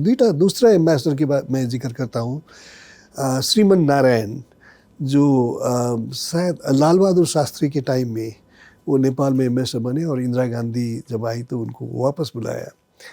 ये गुजरात के गवर्नर बन गए शायद। तो उन्होंने एक किताब लिखा, Nepal India relation an exercise towards open diplomacy. तो बहुत ही छोटा सा किताब है लेकिन इतना वैल्यूएबल है। मतलब जब किंग महेंद्र से वो मिले क्रेडेंशियल देने के लिए, किंग ने बोला कि मुझे लगता है कि आपके साथ मुझे बहुत ही सहज ये इंटरेक्शन होगा, क्योंकि मैं ये डिप्लोमेटिक इसको जानता नहीं हूँ, मैं IFS ये सब का बात नहीं समझता हूँ। आप गांधीयन बैकग्राउंड से आए हैं, पॉलिटिकल बैकग्राउंड। वो कितना ऑनेस्ट था, एक किंग का ये था। तो इन्होंने बोला कि मेरा भी वो एक्सपीरियंस नहीं है। तो उस समय बहुत सारे कॉम्प्लिकेटेड इश्यूज आए थे और नेपाल इंडिया में हम लोग ये देखते हैं कि जब भी थोड़ा सा मामला या रिलेशन में कड़वाहट या कॉम्प्लिकेशंस आ जाते हैं तो नॉन पॉलिटिकल लोगों को, नॉन ब्यूरोक्रेट्स उसके लोगों को भेजते हैं। ये पहले ये थे श्रीमन नारायण, पहले उस तरह के एम्बेसडर थे गांधीयन। दूसरा उन्हीं के बाद वो राज बहादुर सिंह गए थे, फिर बिमल प्रसाद गए थे 90s में। SK Sinha, general SK Sinha भी गए थे जब VP सिंह के टाइम था। इस तरह का एक्सपेरिमेंट हुआ है, लेकिन ये ज़रूर ये रूट में अविश्वास है। अब ओपन दो बोलते फिर अच्छा ऑफिशियल स्टेटमेंट दोनों का जो होता है वो ठीक, मतलब हमारा सिविलाइजेशन रिलेशन है, हमारा सांस्कृतिक रिलेशन, ये बोलते हैं। तो जब आपके कहने पर और जब आपके एक्शन पर और इनर इंटेंट पर इतना फ़र्क होता है तो नेचुरली अविश्वास प्रिवेल करता है। मुझे लगता है कि यही है। तीसरा, नेपाल हमें एक बहुत ही अनकंफर्टेबल फील करता है जब एक इंडिया ओवर्टली और कवर्टली बोलता है कि हमारे सिक्योरिटी अम्ब्रेला में नेपाल है। नेपाल बोलता है हम सोवरेन कंट्री है, हमारा कमिटमेंट है कि हम इंडिया के इंटरेस्ट के अगेंस्ट में नहीं जाएंगे और उस तरह के फोर्सेस, उस तरह के एक्टिविटीज़ को ऐसे प्रमोट नहीं करेंगे। लेकिन जब आप बोलेंगे कि एक हमारे, हालांकि उसमें गोरखा अभी दूसरा इशू है, गोरखाज नेपाल इंडियन आर्मी में है, वो एक स्पेशल रिलेशन का पार्ट माना जाता है, ओपन बॉर्डर कल्चर ये सब। लेकिन ये हमेशा हुआ है कि इंडियन, जो मैं उस बहुत ही ट्रूथफुल स्टेटमेंट मानता हूँ जब रसकुत्रा ने बोला, तो वो माइंडसेट हटाना चाहिए। एक चीज़ यहाँ पर मैं आपको माफ़ कीजिए रोक रहा हूँ। आपने अभी कहा कि नेपाल ये मानता है कि भारत का जो इंटरेस्ट है उसके खिलाफ हम नहीं जाएंगे। फिर वहाँ के प्रधानमंत्री KP ओली एक नक्शा जारी करते हैं जिसमें भारत के मुताबिक भारत के इलाकों को वो नेपाल में शामिल दिखाते हैं। उसका वो पिथौरागढ़ वाला जो इलाका है जो तिब्बत वाले जाने के रास्ते में है, लिपु लेख वगैरह का, उसको अपने नक्शे में दिखाया। एक तो ये बताइए कि वो कैसे ट्रिगर हुआ, दूसरा अब उस नक्शे का कोई टेकर है, कोई इसको एक्सेप्ट करता है? नहीं, बिल्कुल। अब वो थोड़ा nature but prime ministers level में जब कुछ चीज़ हो जाता है तो उसका इम्पैक्ट हो जाता है। काला पानी एरिया डिस्प्यूटेड टेरिटरी है। 2000 जुलाई में जब प्राइम मिनिस्टर के रूप में गिरिजा प्रसाद कोइराला आए थे यहाँ, वाजपेयी जी थे, ये इशू बायलैटरल उसमें आया था। तो वाजपेयी जी ने स्टेटमेंट दिया कि ठीक है, यह दो तरफ का हाईएस्ट लेवल में इसका स्टडी होगा और नेपाल का 1 इंच ज़मीन में भी इंडिया का इंटरेस्ट नहीं है, ये बोला था। नेपाल के एक पहले गृह मंत्री 62 में जब इंडो चाइना वॉर के टाइम में गृह मंत्री थे विश्वबंधु थापा, उन्होंने एक इंटरव्यू दिया नेपाल में, वो अभी भी जीवित हैं। जब हुआ तो काला पानी का स्ट्रेटेजिक इम्पोर्टेंस था, तो नेहरू ने किंग महेंद्र से बात की, बोला कि ठीक है, अभी वहाँ आपका कैंप रहे नहीं। और फिर किंग महेंद्र ने विश्वबंधु थापा, अपने गृह मंत्री को चाइना भेजा। उन लोगों का पैलेस का डीलिंग का, नेपाल का डीलिंग, स्पेशली जब मोनार्क थे, राजा थे, ये था कि इंडिया और चाइना का जब इंटरेस्ट डायरेक्टली क्लैश करता था, इन लोगों ने हमेशा इंडिया का साथ दिया। बहुत सारे एग्जाम्पल्स हैं। लेकिन चाइना को इन्फॉर्म किया कि हमको ये करना है, इसलिए ये कर दिया उन्होंने जाकर। अब उसका कोई रिटेन ये है कि नहीं, अब वो एक स्ट्रेस में है। उसमें काली का नेपाल का बॉर्डर, काली का ओरिजिन, काली महाकाली नदी का ओरिजिन, ये सबसे लेकर डिस्प्यूट है। जब कश्मीर से 370 ये हुआ, एब्रोगेट हुआ 19 अगस्त या 18 है, तो 5 अगस्त तो उसमें नए नक्शा जारी हो गए, ये चीज़ आ गए। ये जबकि काला पानी का डिस्प्यूट, काला पानी का वो एरिया कम रहा होगा, ये शायद 370 स्क्वायर माइल्स है, वो डिस्प्यूट में ये एरिया आ गया। तो फिर इंडिया ने यूनिलैटरली नक्शा जारी किया डिस्प्यूटेड लैंड को भी आपने दिखाकर। ओली ने फिर उस समय एक बैकग्राउंड था, बैकग्राउंड भी बहुत ही सारे फैक्टर्स को इम्पैक्ट करते हैं। इसमें बंद का जो नाकाबंदी, आर्थिक नाका, इकोनॉमिक ब्लॉकेड का, तो ब्लॉकेड पे अभी आएंगे जी। नहीं, ये ब्लॉकेड के पृष्ठभूमि में था ना। ब्लॉकेड के कारण ओली का और इंडिया का रिलेशन, मतलब नेपाल का और इंडिया का रिलेशन काफ़ी डाउन स्लाइड किया था। उसमें तुरंत उसने बोला कि ये हमारा टेरिटोरी है और नक्शा निकाल दिया। तो नक्शा तो निकाल दिया तब, लेकिन आज की डेट में नेपाल का ऑथेंटिक जो सरकारी नक्शा है, उसमें उन इलाकों को अभी नेपाल में दिखाया गया है या वापस ले लिया गया? नेपाल का ऑफिशियली उस एरिया को नेपाल में दिखाया है, नेपाल में दिखाया है। और ओली का जो पार्टी है यूएमएल, उनके मैनिफेस्टो में लिखा है कि इसको हम नेपाल की पोजीशन में लेके आएंगे। ब्लॉकेड पे आते हैं। अगर मैं गलत नहीं कह रहा हूँ या मेरी स्मृति मुझे सही से मदद कर रही है, तो राजीव गांधी और सोनिया गांधी नेपाल गए थे, पशुपतिनाथ मंदिर के दर्शन करने गए थे, और उनको शायद वहाँ के जो पंडे पुजारी थे उन्होंने दर्शन करने से रोका था। इस तरह की चीज़ें हैं। कई चीज़ें तो बहुत सारी प्रसारित होती रहती हैं, जैसे आजकल व्हाट्सएप है, उसमें प्रसारित होती रहती हैं। लेकिन वस्तुस्थिति क्या थी? ये जो राजीव गांधी के ज़माने में ब्लॉकेड हुआ नेपाल का, अनऑफिशियल ब्लॉकेड ही था वो, उसका बैकग्राउंड क्या था? नहीं, बैकग्राउंड ये था कि बैकग्राउंड जो इंडिया ने बोला कि नेपाल और इंडिया का जो 1950 का ट्रीटी है, पीस एंड फ्रेंडशिप, वो और उसके साथ जो लेटर एक्सचेंज हुए, इसमें कि नेपाल अपने आवश्यकता के लिए जो आर्म्स लाएगा, उसमें इंडिया से जो आता है with the consent of India भी। लेकिन उस समय तो जो इंडिया से जाता है, लेकिन नेपाल ने कुछ आर्म्स चाइना से खरीदे। एक ये था ये। लेकिन ये क्यों खरीदा, वो अविश्वास के कारण जो घटना आप बोल रहे हैं उसमें, इसमें मेरी जानकारी में इतना ही है कि चूँकि मैं यहाँ भी कवर करता था बीजेपी वगैरह, इसमें वो बीजेपी का जब 85 में गांधीयन सोशलिज्म के दौरा फेज के बाद जब हिंदुत्व के रिवाइवल की तरफ जा रहे थे, पालमपुर तो उसका कल्मिनेशन हुआ इसमें राजीव गांधी ने सॉफ्ट हिंदुज़म बोल सकते हैं उसको ट्राई किया। इसका बहुत सारे और भी एग्जाम्पल है। 89 इलेक्शन से पहले आपको याद होगा तो अयोध्या में एक कार सेवा का नारायण दत्त तिवारी के टाइम में उन्होंने अलाउ किया था। उससे पहले शिलान्यास, जी शिलान्यास, ये भी ब्लॉक किया। तो सोनिया गांधी को हिंदू दिखाना, उस समय उन्होंने इंडियन सिटीजनशिप भी उसी दौरान लिया था शायद। पुरी में वो दर्शन करना चाहती थी। पुरी के शंकराचार्य ने मना किया उसको, या पुरी में उनको प्रवेश नहीं मिला। तो उसको कैसे, यानी नेपाल उस समय वर्ल्ड का अकेला हिंदू राष्ट्र था। तो पशुपतिनाथ तीर्थ, सब हिंदुओं का पवित्र तीर्थ है, वहाँ उन्होंने ट्राई किया। अब ये जो चीज़ हम कंफर्म नहीं कर सकते, लेकिन मुझे लगता है कि करेक्ट है। तो राजा वीरेंद्र और राजीव गांधी के पर्सनल रिलेशंस बहुत अच्छे थे। उन्होंने उनसे बात की तो बोला कि ये मंदिर के मामले में हम हस्तक्षेप नहीं करेंगे। और पुजारी तो साउथ इंडियन होते हैं वहाँ पशुपतिनाथ में। तो उन्होंने दूसरा जो शंकराचार्य ने, आदि शंकराचार्य ने जो व्यवस्था की थी, उसमें जो शंकराचार्य पीठ है ना, उसमें ईस्टर्न शंकराचार्य, पुरी के शंकराचार्य के जुरिस्डिक्शन में ही नेपाल के मामला आता है।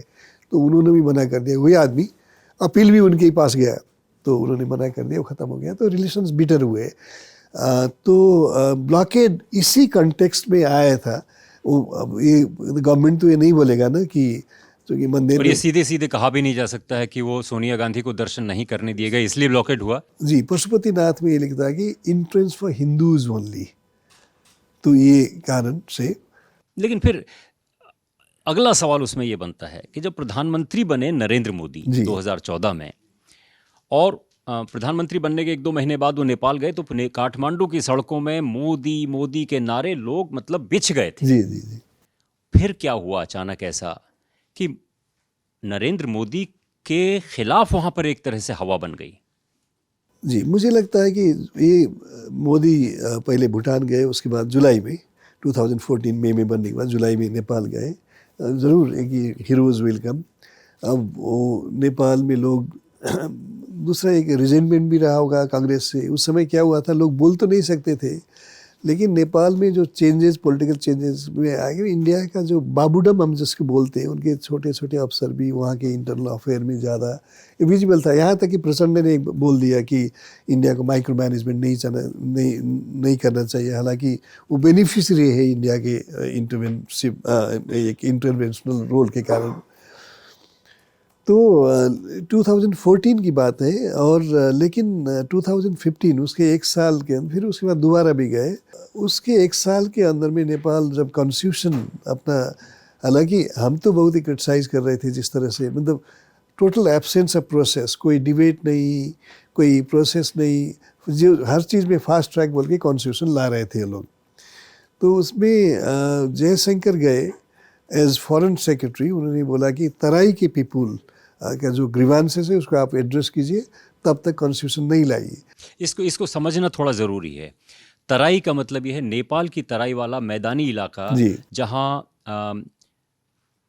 बिहार से, उत्तर प्रदेश से जुड़ता हुआ इलाका। नरेंद्र मोदी बार बार कहते हैं रोटी और बेटी का संबंध है, तो रोटी बेटी वाले संबंध जो हैं उस तराई इलाके की आप बात कर रहे हैं। तो उसके बारे में भारतीय जो विदेश सचिव थे, उन्होंने क्या कहा? हाँ, ये तो उन्होंने बोला कि उनका सर्टन ग्रीवांसेस है, उनके सिटीजनशिप, उससे रिलेटेड राइट्स के बारे में, इसको आप एड्रेस कीजिए और तब तक आप कॉन्स्टिट्यूशन को डिले कीजिए। तो इसको जो पार्टी 2005 में 12 पॉइंट एग्रीमेंट के तहत इंडिया के मध्यस्थता में नेपाल और माओवादी पीस में गया, तो उन्होंने भी विरोध किया और कॉन्स्टिट्यूशन जारी कर दिया। उसके 2 दिन के बाद ये 18 सितंबर को गए थे, 20 सितंबर को संविधान जारी किया। तो और वो संविधान जिसमें नेपाल हिंदू राष्ट्र नहीं रहा, सेक्युलर हो गया और रिपब्लिक उसको घोषित कर दिया गया। हाँ, वो है, लेकिन वो तो पहले से 2006 में ये वो अनाउंस हुआ था, क्योंकि कॉन्स्टिट्यूशन पहली बार आया था। लेकिन बीजेपी ने उसमें इंटरवीन नहीं किया। बीजेपी ने उससे फ़र्क या कांग्रेस का जो डिक्टेट था, या हालांकि उस समय का आर्किटेक्ट अगर आप देखेंगे तो मनमोहन सिंह और उस समय के फॉरेन सेक्रेटरी श्याम सरन थे 2005-06 में। श्याम सरन ने अपने किताब में लिखा है कि जब वो नेपाल स्पेशल मिस्री बन के गए करण सिंह और वो, तो उसमें एक अंडरस्टैंडिंग बना, राजा ने पार्लियामेंट को रिवाइव किया, जीपी कोइराला को प्राइम मिनिस्टर बनाया, अपने पावर हैंड ओवर किया पॉलिटिकल पार्टीज़ को। उसके बाद जब ये लौटे तो श्याम सरन वो ये उस समय बोलते हैं, वो बहुत ही इम्पोर्टेंट स्टेटमेंट है कि मनमोहन सिंह जर्मनी में थे तो उन्होंने Pranab Mukherjee was acting as the prime minister को बोला कि परमिशन मांगा कि मैं एक प्रेस कॉन्फ्रेंस होल्ड करना चाहता हूँ and my views would be at variance with the prime minister. India का फॉरेन सेक्रेटरी इतना पावरफुल्ली प्रेजेंट किया हो, कभी मतलब हम लोग सुनते हैं पहले कि इस बारे में, एक उन्होंने रिकॉर्ड किया अपनी किताब में और उन्होंने बोला कि नेपाल में will support what ever the people do वहाँ। तो इसका ये संकेत माना जाता था कि माओइस्ट को ये बोला गया था कि तुम लोग नहीं मानो, don't accept monarchy in any form, तो इसलिए वो माओइस्ट ने उसका विरोध। एनीवे एक लेकिन दूसरा इसका विरोध नहीं किया। नरेंद्र मोदी जब प्राइम मिनिस्टर गए थे, शायद ब्यूरोक्रेसी भी स्ट्रॉन्ग था। रंजीत रे ने अपनी किताब में लिखा था कि उस समय के फॉरेन सेक्रेटरी ने भी विरोध किया कि you should not be meeting the former king, तो उन्होंने ऑनर किया। इसलिए सेक्युलरिज्म हो, डिस्पाइट द नोन फैक्ट कि इंडिया का बीजेपी का सेक्युलरिज्म के साथ वो मोह नहीं था नेपाल में भी, उन्होंने इस चीज़ को रेज नहीं किया। और अभी भी कोई यहाँ बहुत सारे स्पेकुलेशंस होते हैं, मुझे इस तरह का कोई भी ये नहीं है कि आरएसएस या बीजेपी गवर्नमेंट मोनार्की और हिंदू नेपाल उसके रेस्टोरेशन के फेवर में कुछ स्टेप लिया, मुझे ऐसा नहीं लगता है। लेकिन जब वो ब्लॉकेड, उसके बाद जब वो जयशंकर लौटे वहाँ से, तो नेपाल में संविधान जारी हुआ। सुशील कोइराला प्राइम मिनिस्टर थे, क्योंकि अंडरस्टैंडिंग था कि कॉन्स्टिट्यूशन जारी करेंगे Sushil Koirala as prime minister, उसके बाद ओली विल टेक ओवर। 135 दिन रहा कुल मिलाकर, तो ओली ने उसको रिटेलिएट किया। ओली का जो यात्रा आप जो बोल रहे हैं चीन का, इसमें साथ चीन के साथ नेपाल का दूसरा लेवल का, सब्सटेंशियली दूसरा लेवल का रिलेशन उस पॉइंट पर शुरू हुआ। आपने अभी मेंशन किया कि राष्ट्रीय स्वयंसेवक संघ और इनका वापस हिंदू राष्ट्र को रिवाइव करने का ऐसा कोई घोषित मकसद नहीं है। घोषित नहीं, मतलब कोई इस तरह का विजिबल या फर्क पहले के, मतलब आरएसएस एक पावरफुल एंटिटी है नेपाल में। हिंदू यही, क्योंकि विश्व हिंदू परिषद जो भारत का है जी, उसके संपर्क वहाँ के नेपाल के कुछ संगठनों से हैं। वहाँ इनकी आनुषंगिक जो संगठन हैं उनकी बहुत सारे क्रियाकलाप चलते रहते हैं। और संघ परिवार का अगर विजन देखा जाए तो नेपाल उनकी नज़र में अभी भी हिंदू बहुल राष्ट्र है या हिंदू राष्ट्र है। तो क्या संघ का इन्फ्लुएंस नेपाल में जो है या जितना भी है, उसके लिए आम फहम जो नेपाली लोग हैं उनमें स्वीकार है, अस्वीकार है या तटस्थ भाव है? ये संघ का बहुत ही टैक्टिकली वाइज ये है कि वो वहाँ बाहर में, इंडिया से बाहर, वो आरएसएस नहीं बोलते, हिंदू स्वयंसेवक संघ बोलते हैं। एक्चुअली नेपाल हिंदू बहुल कंट्री है, हालांकि बहुत ही ये स्वार्थपूर्ण सोसाइटी का जो कैरेक्टर, उसका दूसरा बैकग्राउंड है, अभी नहीं जाएंगे, लंबा होगा। तो उसमें संघ ने अपने को नेपाल से बाहर के संस्था के रूप में प्रेजेंट नहीं करता। ये उनका चालाकी भी हो सकता है, लेकिन उनका एक्टिविटीज़ वही है, एक ऑर्गेनाइज कर रहे हैं, वो ड्रिल वगैरह वो कर रहे हैं। लेकिन शाखाएं लगती हैं वहाँ, लगती है, शाखाएं लगती है, लेकिन ये बल्कि नेपाल के इसके रूप में वो थोड़ा इंटरनली इस चीज़ को रेज भी हुआ कि आप शिवाजी के बारे में पढ़ाते हैं, लेकिन आप पृथ्वी नारायण शाह के बारे में नहीं बोलते हैं। तो ये वो उन्होंने थोड़ा चेंज भी किया है, वो उसमें वो प्रेशर भी पड़ा है। लेकिन बेसिकली वो कितना इंडिपेंडेंटली उनका एजेंडा है, कितना बीजेपी गवर्नमेंट के, लेकिन मेरा भी ऐसा मानना है कि स्वयं से RSS after BJP coming to power, और जो आरएसएस प्रचारक जिनके बारे में हम लोग पढ़ते हैं पहले का, या जिन लोगों को हमने देखा, उनके उसमें फ़र्क है, काफ़ी फ़र्क है लाइफस्टाइल में, इसमें गवर्नेंस में इंटरफेरेंस, इसमें काफ़ी अंतर है, वो हम देखते हैं।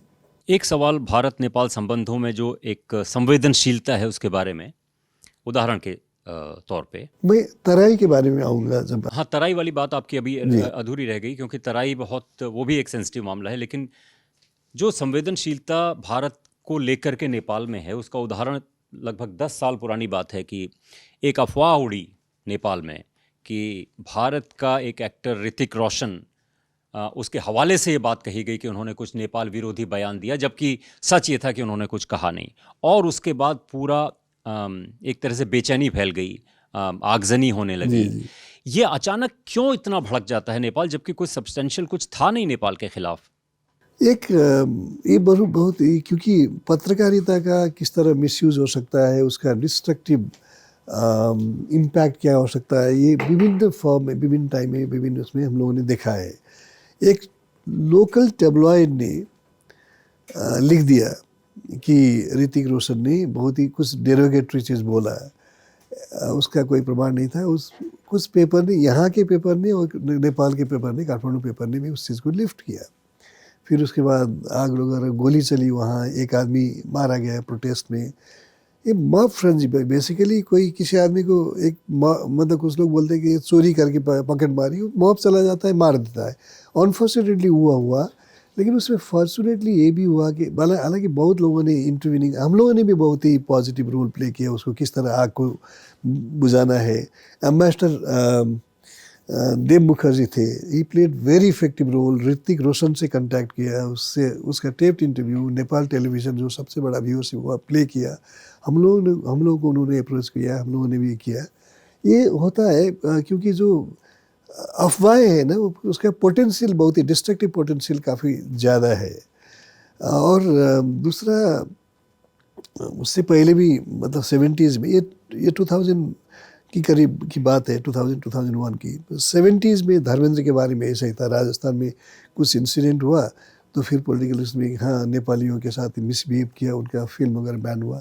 सेंसिटिव मामला है, लेकिन किस तरह कोई मैकेनिज्म, अब तो थोड़ा इंटरवीन कर सकते हैं पब्लिक इसमें, ऑर्गेनाइज रूप में। ये हुआ ऋतिक रोशन का। हम लोग नेपाल के और भारत के बारे में ज़्यादा बात कर रहे हैं, लेकिन अभी आएंगे उन सवालों पे जो एक पत्रकार के तौर पे आपने जिनका सामना किया, उन नेताओं के बारे में आपसे थोड़ा बहुत जानना चाहेंगे जिनसे आपके बहुत ही नज़दीकी संबंध रहे। उनका व्यक्तित्व कैसा था, उस पर भी आएंगे। लेकिन वो सवाल रह गया है कि नेपाल में एक तरह से भावना है कि तराई का, मधेश का जो इलाका है, वहाँ भारत अपना इन्फ्लुएंस फैलाना चाह रहा है।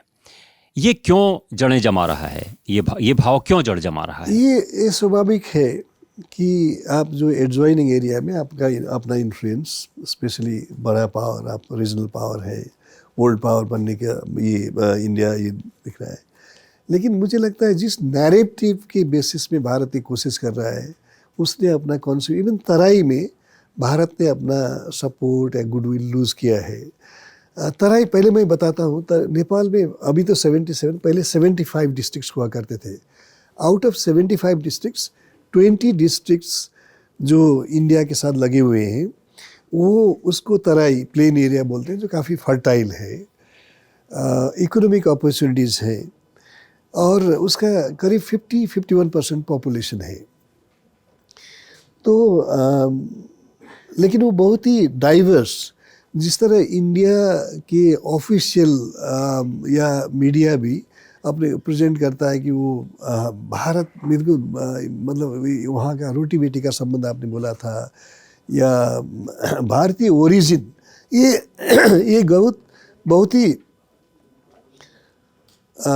ही गलत और ऑब्जेक्शनेबल नैरेटिव के रूप में वहाँ दिखा जा रहा है। एक तो मैंने बोला है बहुत ही डाइवर्स कंट्री है, तराई बहुत डाइवर्स है उसमें। लेकिन वहाँ भी अवधी बोली जाती है, मैथिली बोली जाती है, भोजपुरी बोली जाती है, और नेपाली भी बोली जाती है। जी, यही डाइवर्सिटी का पहचान है।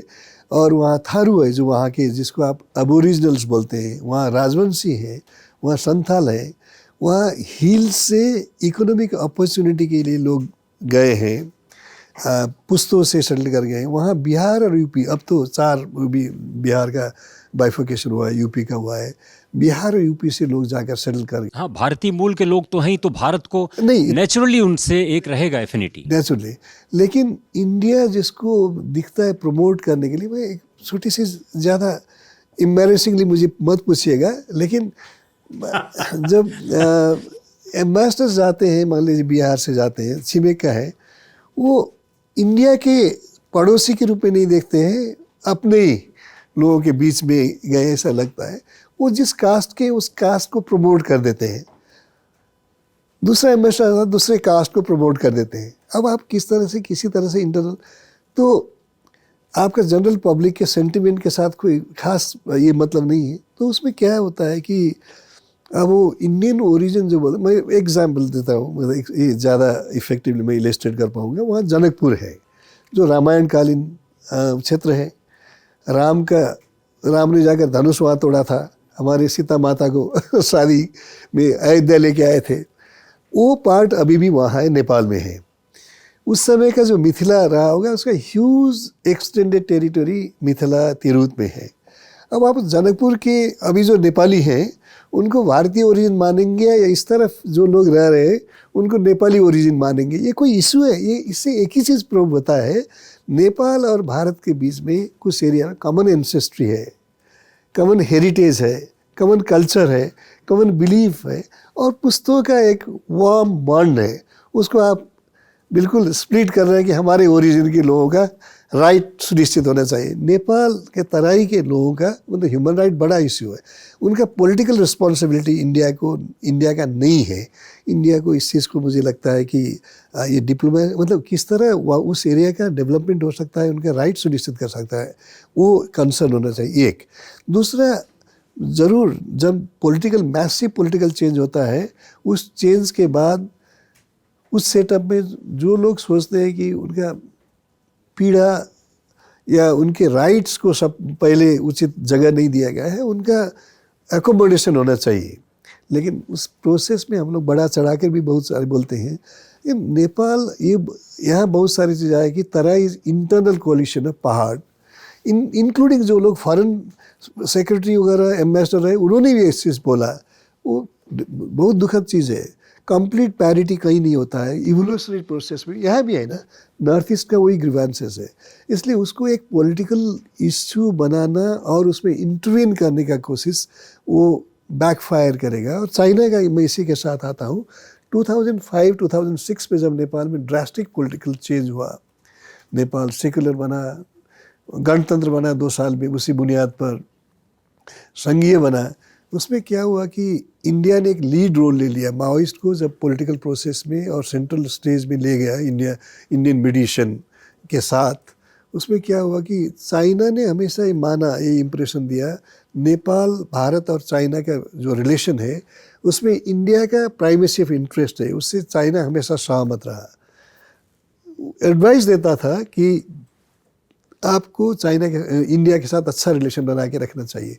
जब उस चेंज में इंडिया ने लीड रोल प्ले किया, एक ग्लोबल सपोर्ट में यूरोपियन यूनियन और अमेरिका को भी नेपाल के लिए, चाइना सशंकित हो गया और बोला कि हमारे नेक्स्ट डोर, इंडिया तक तो ठीक था, वो 3 तरह से है नेपाल के, लेकिन यूएस और यूरोप क्यों है? उसके बाद चाइना ने अपना प्रेजेंस बढ़ाया, अपना इन्वेस्टमेंट बढ़ाया, मैसिव इन्वेस्टमेंट, टूरिज्म, इंफ्रास्ट्रक्चर, ये ट्रेड एंड इन्वेस्टमेंट, एनर्जी, और ये सॉफ्ट पावर भी, चाइनीज लैंग्वेज को भी, चाइनीज लैंग्वेज वगैरह। तो उसके बाद जब आपका इन्वेस्टमेंट बढ़ जाता है तो naturally to protect your interest आप फेवरेबल पॉलिटिकल रेजिम भी खोजते हैं ना, यही हो रहा है। तो ओली 2005 में आप रिटेलिएशन भी मान लीजिए, रिटेलिएटरी डिप्लोमेसी में चाइना के साथ ट्रेड एंड ट्रांजिट एग्रीमेंट उन्होंने किया। उसके बाद फिर और एग्रीमेंट्स बहुत सारे किया, BRI के ये हुआ, ये है। इसलिए चाइना को नेपाल में लाने में इंडिया का स्पेशली 2005-06 का जो डिप्लोमेसी है बहुत हद तक रिस्पॉन्सिबल है। सवालों का सिलसिला तो बहुत लंबा खिंचता दिख रहा है, लेकिन हमारे साथी बहुत देर से इंतज़ार कर रहे हैं। नेपाल के बारे में आप लोगों के जहन में भी कोई सवाल होंगे, अगर किसी को पूछना चाहें? सर, क्या नेपाल में उग्र राष्ट्रवाद का उदय हुआ है क्या, जो दुनिया भर में देखा जा रहा है? क्योंकि 2 साल पहले बिहार के बॉर्डर, अलग-अलग बॉर्डर पर कुछ लोगों के साथ मारपीट हुई थी। 2-3 बॉर्डर पर, सीतामढ़ी में और दूसरी जगहों पे। तो मैंने उस पे एक स्टोरी भी की थी। तो जिन पत्रकारों से, नेपाली पत्रकारों से मैंने बात की या फिर नेपाली कांग्रेस के नेताओं से बात की, तो उन्होंने बताया कि एक राष्ट्रवाद का उदय हुआ है। तो क्या वो फेनोमेनन है वहाँ पर? क्योंकि उसी दौरान नेपाल का नक्शा नया आया, जो लिपु लेक और काला पानी की बात कर रहे हैं हम लोग, और एक नागरिकता संशोधन कानून भी सरकार वहाँ पे लाने जा रही थी, जिसमें जिन लड़कियों की शादी होती है यहाँ से, बिहार से या फिर यूपी से, तो उनको तुरंत पहले नागरिकता मिल जाती थी। लेकिन उस संशोधन में ये था कि 7 साल बाद नागरिकता मिलेगी। तो क्या है ये फेनोमेनन, क्या है पूरा? ये बहुत, मैं आप ही ने जवाब दिया, मैं पूछने वाला था कहाँ उग्र राष्ट्र कहाँ नहीं आ रहा है, कौन सी यूरोप या मतलब बहुत ही सारे सोफिस्टिकेटेड सोशलिस्ट कंट्रीज़ भी उससे मुक्त नहीं हो पा रहे हैं। लोकल कंडीशंस होंगे या जो भी होगा। नागरिकता बहुत ही ट्रिकी इश्यू है नेपाल में। वो पहले राजा महेंद्र के टाइम में ये बना था, उसमें ये था कि जो शादी करके जाते हैं उनके वो इशू नहीं था। लेकिन जब 2006-07 में ये जो तराई में आंदोलन फेडरलिज्म की, वो फेडरलिज्म क्या हो, उसका एक डिमांड राइट टू सेसेशन तक आ गया।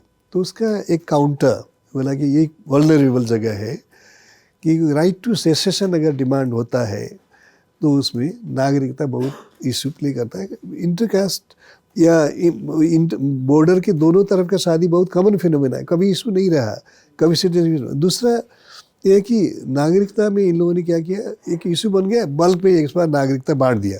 लेकिन उस इश्यू को, नागरिकता को किस तरह फुल प्रूफ, क्योंकि कोई भी आदमी कोई भी रेसिडेंट स्टेटलेस नहीं रह सकता है ना। तो लेकिन उसका प्रॉपर वेरिफिकेशन के बाद कैसे इंश्योर करें कि कोई भी डिप्राइव ना हो, ये नेपाल में किसी गवर्नमेंट ने आज तक सीरियसली नहीं लिया। हालांकि बल्क में नागरिकता बांटे गए हैं। तीसरा ये है कि आप बहुत ही लिबरल ये करने के लिए, किस मुल्क में होता है कि आज शादी कीजिए, आज जाकर बस वहाँ बसोबास कर लीजिए और आपका नागरिकता का, ऐसा तो नहीं होगा ना। यहाँ भी यही है। तो एक डिमांड ये है कि आप you study the best practices, the most generous and liberal practices in south Asia, उसके हिसाब से जाइए। लेकिन गवर्नमेंट वो कर नहीं रहा है। वो केवल पॉलिटिकल जब प्रेशर होता है बोला कि हम नागरिकता देंगे, किसी को वंचित नहीं करेंगे, लेकिन कोई सीरियस स्टडी नहीं हुआ है। सर, 2008 में जब कोइराला जी प्रधानमंत्री बने और रिपब्लिक बना नेपाल, उसके बाद से अब तक करीब 14-15 साल हो गए और 12-13 प्रधानमंत्री चेंज हो चुके हैं। तो मतलब ये इसके पीछे क्या वजह है कि बहुत तेज़ी से 6 महीने बाद ही प्रचंड पता लगा दूसरे के साथ चले जाते हैं, ओली सरकार तोड़ देते हैं, फिर साथ आ जाते हैं। मतलब ये कहा गया था कि राजशाही जा रही है तो एक स्थायित्व तो आएगा, स्थायी होगा राजनीति में, लेकिन वो पता नहीं क्यों, मतलब ऐसा क्या है कि स्थायी नहीं, जो सियासी माहौल है उसमें लगा रहता है, कसमकस रहती है। नहीं, 2 रीज़न, मेरे हिसाब से 2 रीज़न है। एक, नेपाल में स्टेबिलिटी इसलिए नहीं है कि वहाँ के पॉलिटिक्स व्यक्ति सेंट्रिक है, पावर सेंट्रिक है। तीसरा, ये बहुत ही खराब लगता है बनने में, नेपाल में अगर कोई चीज़ ट्रांसपेरेंट है वो करप्शन है।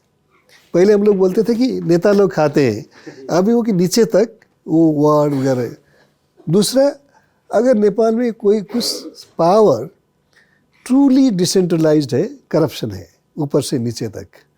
और जब नेपाल संघीय बन गया, इसका मामला ये था कि पावर को भी डिसेंट्रलाइज करेंगे। लेकिन नेता पार्टी से, नेता गवर्नमेंट से पावरफुल है, कोई अकाउंटेबिलिटी भी नहीं। ये इंस्टेबिलिटी की, इसलिए चूँकि व्यक्ति का पावर पर जो अधिकार है उसके आधार में राजनीतिक समीकरण बनते बिगड़ते हैं। तो प्रचंड 25 दिसंबर को प्राइम मिनिस्टर बने, अब आते आते पता नहीं हम 2 दिन के बाद पहुंचेंगे काठमांडू, उनका क्या हाल होगा पता नहीं है। अगर वो आप उसका नेपाल की संसद का मैप देखें, जितनी कुर्सियां हैं उसमें सिर्फ 2 सीटें हैं जो प्रचंड की मौजूदा सरकार के खिलाफ जिन्होंने वोट दिया, बाकी पक्ष विपक्ष तमाम पार्टियों ने उनको समर्थन किया। ये तो पता नहीं दुनिया के इतिहास में पहला मौका है शायद। ये बहुत ही महान प्रतिपक्ष है जो सोचता है कि हमको एक मतलब कंस्ट्रक्टिव रोल प्ले करना चाहिए। ये था मतलब ये एक्चुअली आप ही के क्वेश्चन से जुड़ा हुआ है ये, क्योंकि कांग्रेस भी ये एवेन्यू रहना वो इंजेक्ट केपी ओली तो उखान टुक्का में बहुत माहिर है, उनका भाषा बहुत अच्छा इधर रहता है। बोलते केपी ओली की जब उनका ये होता है, अभी तो सपोर्ट कर रहे प्रचंड के बारे में बोलता है कि ये प्रचंड का ओरिजिनल नाम छविलाल है। वो कॉमरेड प्रचंड, जब उनका दोस्ती अच्छा रहता है, साथ होते हैं तो प्रचंड बोलते हैं और टाइम में वो छविलाल बोलते हैं। बोला कि पता है ये युवराज जी, छविलाल कान में चीनी घोल देता है, इतना मीठा बोलता है इतना। तो यही करके ये लोग इक्वेशन चेंज होता है। लेकिन कांग्रेस पार्टी जो मेन अपोजिशन था, मेन अपोजिशन का वो एक कन्फ्यूजन क्रिएट करना चाहता था ओली के माइंड में, कहीं ओली और प्रचंड के माइंड में कहीं प्रचंड के साथ मिला हुआ तो नहीं है, या ओली के दिमाग में भी प्रचंड और इनका ही दूसरा। लेकिन इसने नेपाली कांग्रेस ने अपोजिशन होने का जो एक फंडामेंटल कैरेक्टर है उसको लूज किया है। इसके बारे में बोलते हैं ना कि हम डेमोक्रेसी में डेमोक्रेटिकली इलेक्टेड गवर्नमेंट को you can not subvert it, ये बोलते हैं ना, क्राइम माना जाता है। इसलिए अपोजिशन को वो रोल दिया जाता है उसको डिपोज करने के लिए। हम बिहार असेंबली कवर करते थे, कर्पूरी ठाकुर जी बहुत बड़े नेता, बहुत पावरफुल ऑरेटर, वो बार बार बोलते थे अपोजिशन को ये करने के कि आपका अपना कैरेक्टर देख लीजिए, you have a right to oppose you have a obligation, आपका ड्यूटी है, आपका ऑब्लिगेशन है कि आप अपोज करें गवर्नमेंट को, ज़रूरत पड़ने पर आप एक्सपोज करें और उससे भी ज़्यादा ज़रूरत पड़ने पर तो आप डिपोज करें। लेकिन नेपाली कांग्रेस ने जो बहुत बड़ा राष्ट्रीयता डेमोक्रेटिक पार्टी के रूप में नेपाल में इस्टेब्लिश्ड है, उसने अपना वो जो फंडामेंटल और मोरल ऑब्लिगेशन है उसका सरेंडर किया। प्रदीप कुछ पूछना चाह रहे हैं, प्रदीप यादव। सवाल नेपाल और भारत के रिश्तों को लेके ये है कि पारंपरिक रूप से ये बात मानी जाती है हमेशा से कि भारत और नेपाल दोनों दोस्त हैं, ठीक है ना, दोनों दोस्त हैं। और ये बार बार ये बात कही जाती है कि आप उसका उदाहरण भी मैं बताता हूँ। 1947 में एक समझौता हुआ जिसके तहत वहाँ के सैनिकों को हम भारत में भर्ती भी करते हैं, गोरखा रेजिमेंट है बाकायदे, ब्रिटिश के साथ था और कोलेट्रल संबंध है हम लोगों के इस मामले में। लेकिन मेरा ये मानना है, जो मैंने भी फील किया है, पिछले 7-8 साल पहले मैं एक बार गया था नेपाल विजिट करने। अभी स्थिति ये है कि भारतीयों के प्रति थोड़ा सा वहाँ जनमानस में मैंने जो देखा, मतलब जो मार्केट में, वो थोड़ा सा निगेटिविटी है। अब ये इसके क्या वजह हो सकते हैं, मैंने बहुत ज़्यादा डिटेलिंग में मैंने वहाँ नहीं देखा, लेकिन ये जनमानस में आपका क्या मानना, वहाँ के जनमानस में भारतीयों के प्रति ये जो अलगाव हो रहा है, जबकि हम उनके सैनिक भर्ती करते हैं, ये समझौता है लेकिन भर्ती करते हैं ना, और हर मोर्चे पर खड़े भी उतरते हैं। गोरखा रेजिमेंट का नाम है, जितनी भी लड़ाइयाँ लड़ी गई भारत में। अब ऐसा क्या हो रहा है कि हम एक दूर जाते हुए दिख रहे हैं, ये क्या वजह है? जरूर, इसमें बहुत सारे एक तो ज्योग्राफी और बहुत सारे इसके 2005-06 तक एक बहुत ही ट्रेडिशनल कन्वेंशनल टाइप का रिलेशन डिप्लोमेसी, जहाँ थर्ड कंट्री ज़्यादा आता ही नज़दीक आता नहीं था, या बॉर्डर में मान लीजिए इंडियन बॉर्डर के 100 किलोमीटर तक भी कोई इंडस्ट्री लगा देगा तो इंडिया प्रोटेस्ट करता था कि हमारा सिक्योरिटी खतरे में है, नेपाल गवर्नमेंट उसको एक्सेप्ट करता था एक।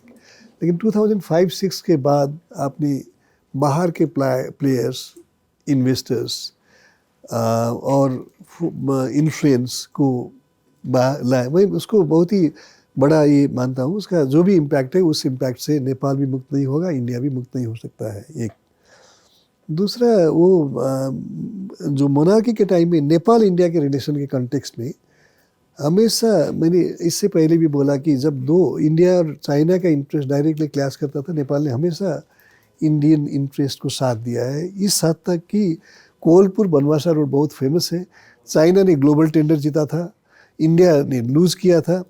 जब मिला तो यहाँ से पीवी नरसिम्हा राव इस फॉरेन मिनिस्टर गए, किंग वीरेंद्र से बात किया, किंग वीरेंद्र ने उसको कैंसिल करके चाइना को इन्फॉर्म कर दिया कि हमारी कुछ मान्यताएं हैं डिप्लोमेसी में, उसको हम ऑनर करेंगे। चाइना ने उसने एक्सेप्ट किया। अब वो नहीं है, और ओली के टाइम का जो ट्रेड एंड ट्रांजिट, ठीक है, एक वैकल्पिक ये होना चाहिए। और नेपाल और चाइना के साथ बहुत हाईवे वगैरह भी है। अमेरिका को डिस्टेंट नेबर बोलते हैं। अब जो मिलियन चैलेंज कॉरपोरेशन के साथ वो आए हैं, वहाँ उसका थोड़ा सिक्योरिटी इंटरेस्ट भी बढ़ रहा है। नहीं, आम नेपालियों के दिमाग में जो है ना वो पूछ रहे हैं कि नहीं, आम ने एक मैं उसमें आ रहा हूँ। आम नेपाली बोले जाते थे सेम कि हम लोग हिंदू राष्ट्र हैं दोनों, और हमारे डीएनए करीब करीब मैच नहीं, करते मैं हैं थे। उसमें आ रहा हूँ सर। हाँ जी, उसमें भी आ रहा हूँ। पहले नहीं, क्या, भारत हिंदू राष्ट्र नहीं है। नेपाल हिंदू राष्ट्र था, वो भी अब नहीं है।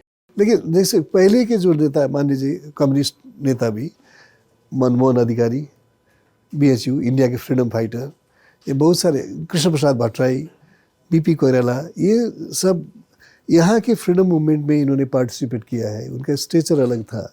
यहाँ के लोगों के साथ, यहाँ के लीडर्स के साथ इक्वल हैसियत में और ऑथेंटिक नॉलेज के साथ बात कर सकते थे अपना इंटरेस्ट को। जब नेहरू ने 59 में बोला कि हमारा नॉर्दर्न फ्रंटियर हिमालय है, तो उसने BP Koirala as prime minister Nepal में, उनके दोस्त, बोल दिया कि आप गलत बोल रहे हैं, हम ये आपका अपना फ्रंटियर है, हिमालय आपका फ्रंटियर नहीं है। ये तब से मतलब सेंसिटिव इशू रहा है। सेंसिटिव इशू है। तो अब क्या हुआ, एक तो स्टूडेंट्स जो पढ़ने आते हैं वो केवल यहाँ नहीं आते हैं, अब चाइना भी जाते हैं, वेस्ट में ज़्यादा जाते हैं। तो वो डिफरेंट वैल्यूज़ पर गल्फ में काम करने जाते हैं, तराई जो आप रोटी बेटी वाला ये बोलते हैं, वो चले जाते हैं। उनका परसेप्शन थोड़ा दूर तक भी वो कनेक्ट हो गए हैं। और तीसरा, वो अब जो बाहर से पढ़ के आते हैं, चाइना वगैरह से पढ़ के आते हैं, तो इसलिए उनका वो प्रॉक्सिमिटी और नज़दीकीपन, अब स्टेट का भी मैंने बोला कि अब कोहलपुर बनवासा नहीं, वहाँ बहुत सारे बन रहे हैं ना, बॉर्डर पर भी चाइना आ गया है, चाइनीज़ वर्क फोर्स है, सारा ये है, इसलिए वो चेंज होगा। केवल ज़रूरी इस चीज़ का है कि एक सोवरेन कंट्री की तरह, बट एक नज़दीकी बहुत सारी चीज़ें। और दूसरा परसेप्शन की बात है। यहाँ योगी आदित्यनाथ के बारे में हम घंटों बहस कर सकते हैं विभिन्न उनके पॉलिटिक्स को लेकर, लेकिन नेपाल के 2005-06 तक वहाँ के नोट में, करेंसी में श्री गोरखनाथ, श्री भवानी लिखा जाता है। गोरखनाथ से ब्लेस्ड मोनार्की माने जाते थे। लेकिन नेपाली लोग जो आते हैं, नाथ पंथ का बहुत सम्मान है नेपाल में। नेपाल से जो आएंगे गोरखपुर, अभी चीफ मिनिस्टर हैं, बहुत पावरफुल है, लेकिन 2006 में भी इंडिया के वो ब्यूरोक्रेसी और उससे नज़दीक जो पत्रकारों ने किताब लिखा, एक आदमी को डिनाउंस किया, वो ये आदित्यनाथ थे, जबकि वो तो वन ऑफ द MPs थे, वन ऑफ द 800 MPs थे, चीफ मिनिस्टर बने नहीं थे, क्योंकि उनको लगा था कि ये आदमी सपोर्ट कर सकता है नेपाल में जो ये धार्मिक की मान्यता है या किसी तरह के कंटिन्यूटी को। वहाँ से लोग गोरखपुर आते हैं, तो अगर आदित्यनाथ नहीं मिलेंगे, उनके खड़ाव में नमो नमः बैम गुरु पादुका बैम बोल के माथा टेक के चला जाता है। एक फेज था, अब वो नहीं है, और दूसरा, नेपाल का चिंता सेक्युलरिज्म को, हम लोग नेपाल में सेक्युलरिज्म के बारे में कोई भी बहस नहीं हुआ, क्या है, कॉमन मान्यता नहीं है। और उसमें क्या होता है कि बहुत सारे फंडिंग बाहर से हुआ, चर्च से, ह्यूमन राइट्स से, मैसिव कन्वर्सन। अभी BBC ने भी एक डॉक्यूमेंट्री किया, मैसिव कन्वर्सन हो रहा है।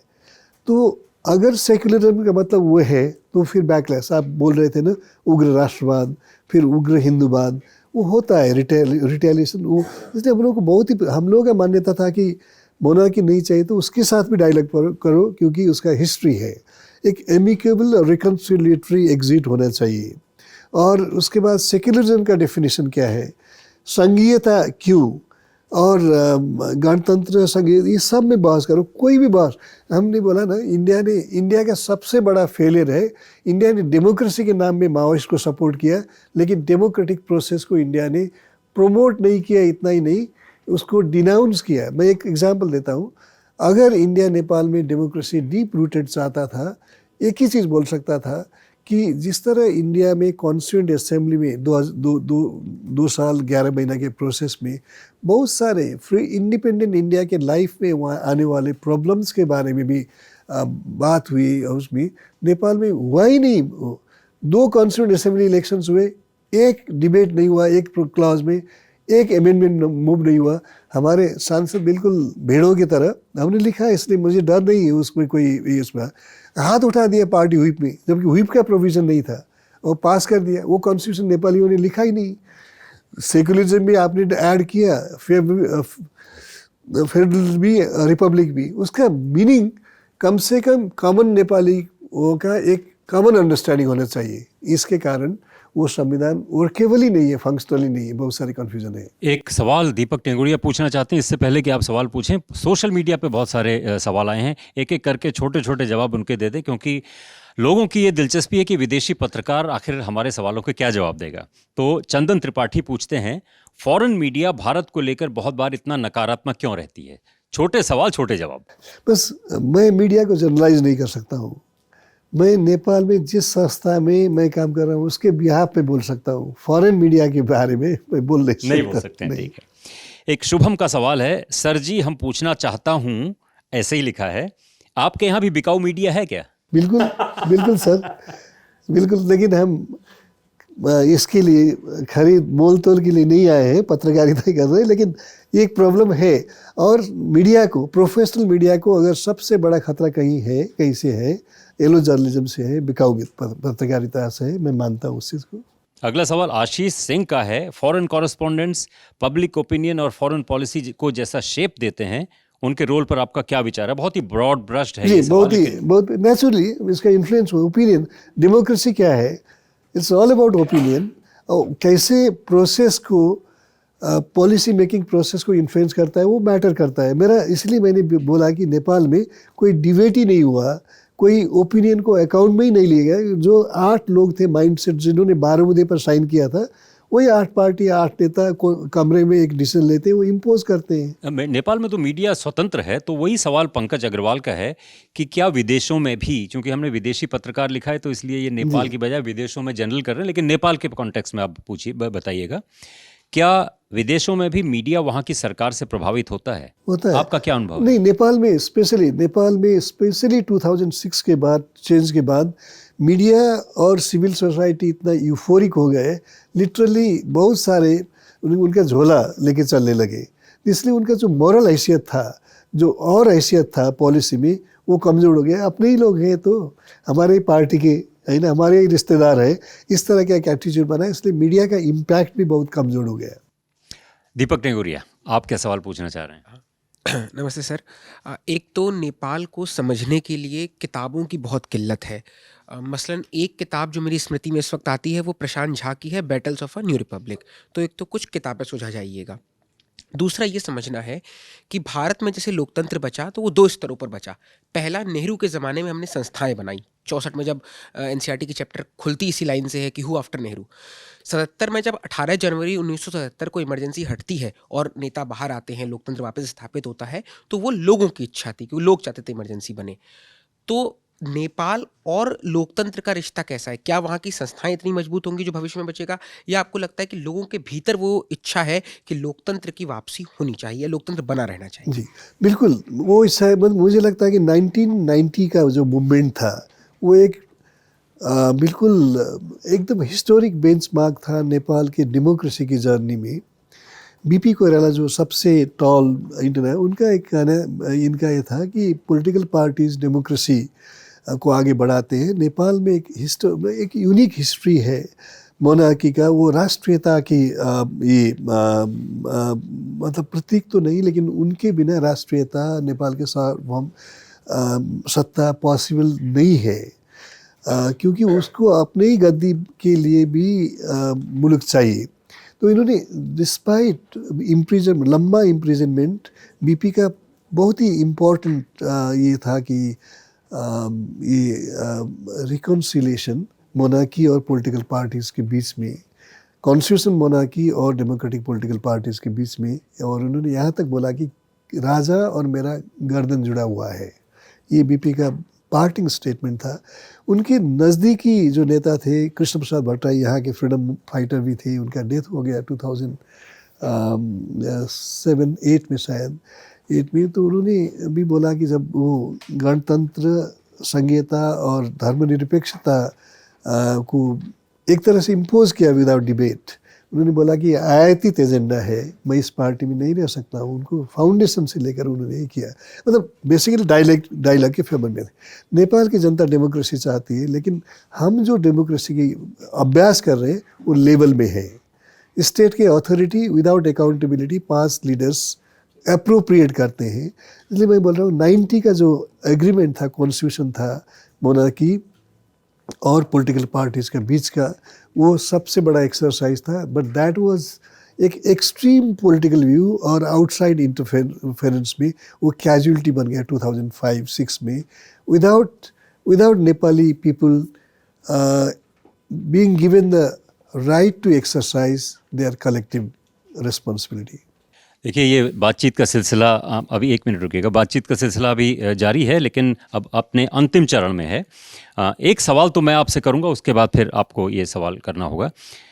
आपने हिंदुस्तान में बहुत पत्रकारिता की, तमाम प्रधानमंत्रियों से आपने इंटरव्यू किए होंगे, बातचीत की होगी, विश्वनाथ प्रताप सिंह, राजीव गांधी, नरसिम्हा राव, अटल बिहारी वाजपेयी, इन सब में, या और भी जो नेता थे, इन सब में आपका सबसे पसंदीदा, ये बड़ा अनफेयर सा सवाल भी है, लेकिन ये सवाल बहुत ज़रूरी है, सबसे पसंदीदा नेता कौन था आपका? पसंदीदा, आप अलग अलग लोगों का अपना अपना कैरेक्टर, वाजपेयी जी का ऑरेटरी, ये सब। मैंने सुना है वाजपेयी जी के घर में आपके बैकडोर से एंट्री होती थी। नहीं, कभी कभी हम लोग को मिलता था वो तो, लेकिन बहुत सारी चीज़ जो जोक वगैरह करते थे, मुझे लगता है अनचैरिटेबल होगा। मैं उनके जाने के इतने के साल बाद पब्लिक में उस तरह से, लेकिन मुझे चंद्रशेखर जी का नेपालियों के साथ थोड़ा नेपाल के मूवमेंट में, पॉलिटिकल उसमें भी, ऐसे भी उनका बहुत, शिवाजी के बारात की तरह उनके बोलते थे ना, उनका कोई सोशल फंक्शन वगैरह होता था, वहाँ से मुझे इनविटेशन मिलता था। बाद में वो बीमार हो गए, तभी मैं मिलने आया, एक ये था। और बाकी तो वीपी सिंह बहुत ही रिजर्व। एक बार पीवी नरसिम्हा राव को मैंने एक क्वेश्चन पूछ दिया कि, बोला कि you think you are very smart. किस नेता को आपने, आपकी जो रिपोर्टिंग थी, कौन सा ऐसा नेता, भारतीय नेता रहा जो चिढ़ गया हो आपसे? नहीं, एक चीज़ मैं बताऊंगा, राजीव गांधी, एक चीज़ मैंने लिखा टेलीग्राफ में जब था, राजीव गांधी उस समय बहुत ही जगह जगह जाकर स्कूल में जाते थे, बोला कि वहाँ के कुछ इरेगुलरिटी पर शंका करते थे। इसमें राजस्थान का एक उनके विजिट के बाद मैंने बोला मेरे एडिटर MJ अकबर से कि मैं जाना चाहता हूँ 1 साल के बाद। तो मैं गया, तो राजीव गांधी ने कुछ प्रोमिस किया था, वो नहीं हुआ। तो मैंने आकर स्टोरी किया तो वो एक उसमें राजस्थान में गांव है, ट्राइबल विलेज, वहाँ अहमदाबाद प्राइम मिनिस्टर ऑफिस से फ़ोन गया मेरे एडिटर को कि वहाँ तो प्राइम मिनिस्टर गए नहीं, हमारा उस डेडलाइन उस गांव का ये है। और उस आदमी से जिससे जाकर राजीव और सोनिया गांधी गए और दुब ग्रास बोलते हैं ना, दुबो बोलते हैं नेपाल, उसका रोटी खाया था, राजीव गांधी ने टेस्ट किया था गाँव की। उसने बोला कि इस तरह है। अब वो राजीव गांधी ने वहाँ जाके, इतनी गरीबी थी कि वहाँ दूब की रोटी खाई। हाँ, वो ट्राइबल, और आपने वो खबर की और डिनाई की उन लोगों ने। नहीं, 1 साल के बाद मैं गया, उस परिवार से मैं मिला, तो मैंने बहुत सारी चीज़ लिखा। लेकिन जब छपा, मुझे याद है, मैं बता देता हूँ, वो उसका कुरा नाम था उस आदमी का, कुरा डबोल गांव था राजस्थान। इसके बाद कुरा now feels that Rajiv Gandhi is not a politician with difference, इससे शुरू किया था। और उसमें दूसरे दिन strong editorial, front page editorial, शायद एडिटर ने खुद लिखा कि या क्या मतलब है, आप प्रोमिस करते हैं प्राइम मिनिस्टर के लेवल से और इम्प्लीमेंट नहीं होता है। लेकिन मुझे मैसेज मिला कि तो जब ये छपा तो प्राइम मिनिस्टर ऑफिस से एडिटर को फ़ोन गया, वहाँ गए नहीं, मुझे फ़ोन किया, बोला कि युवराज जी कैसे हो गया। मैंने कहा कि नहीं, मुझे आपके जैसे मोबाइल तो नहीं था। तो फिर मैंने बोला कि मुझे थोड़ा टाइम दे दीजिए, आई विल वर्क आउट।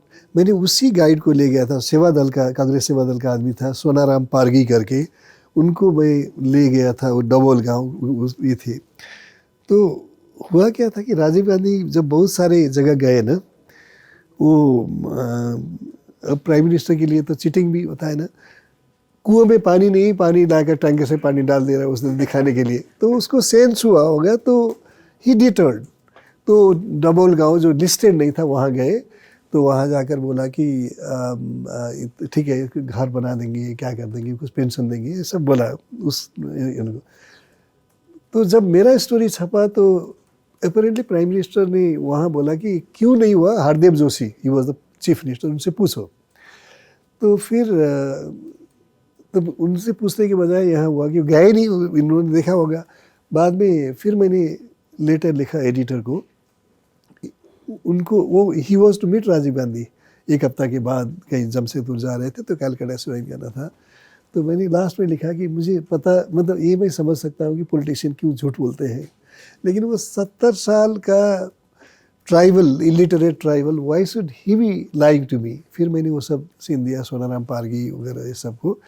तो बोला कि मुझे इतना ही मैसेज मिला कि नहीं, he was very sorry actually, sorry, वो बोला नहीं था, इस चीज़ के लिए बोला था, फॉलो अप करने के लिए बोला था, लेकिन सेक्रेटरीट में थोड़ा ओवर स्मार्ट लोग हो गए तो ये हुआ। But he was very nice enough, मुझे वो एक तरह से बहुत ही पॉजिटिव, और मैंने कहीं बोला नहीं, लेकिन मैं बहुत खुश था। तो उसके बाद ही या उससे पहले कह दिया था राजीव गांधी ने कि 1 रुपया गांव में भेजा जाता है, लेकिन 15 पैसा कंस्टेंट उनका 15 वो था। पैसा हाँ जी, पहुंचता है। कंस्टेंट वो आते ही 84 के ये था, ये मेरा 86 का था, 85 से वो ये सब टूर शुरू करना।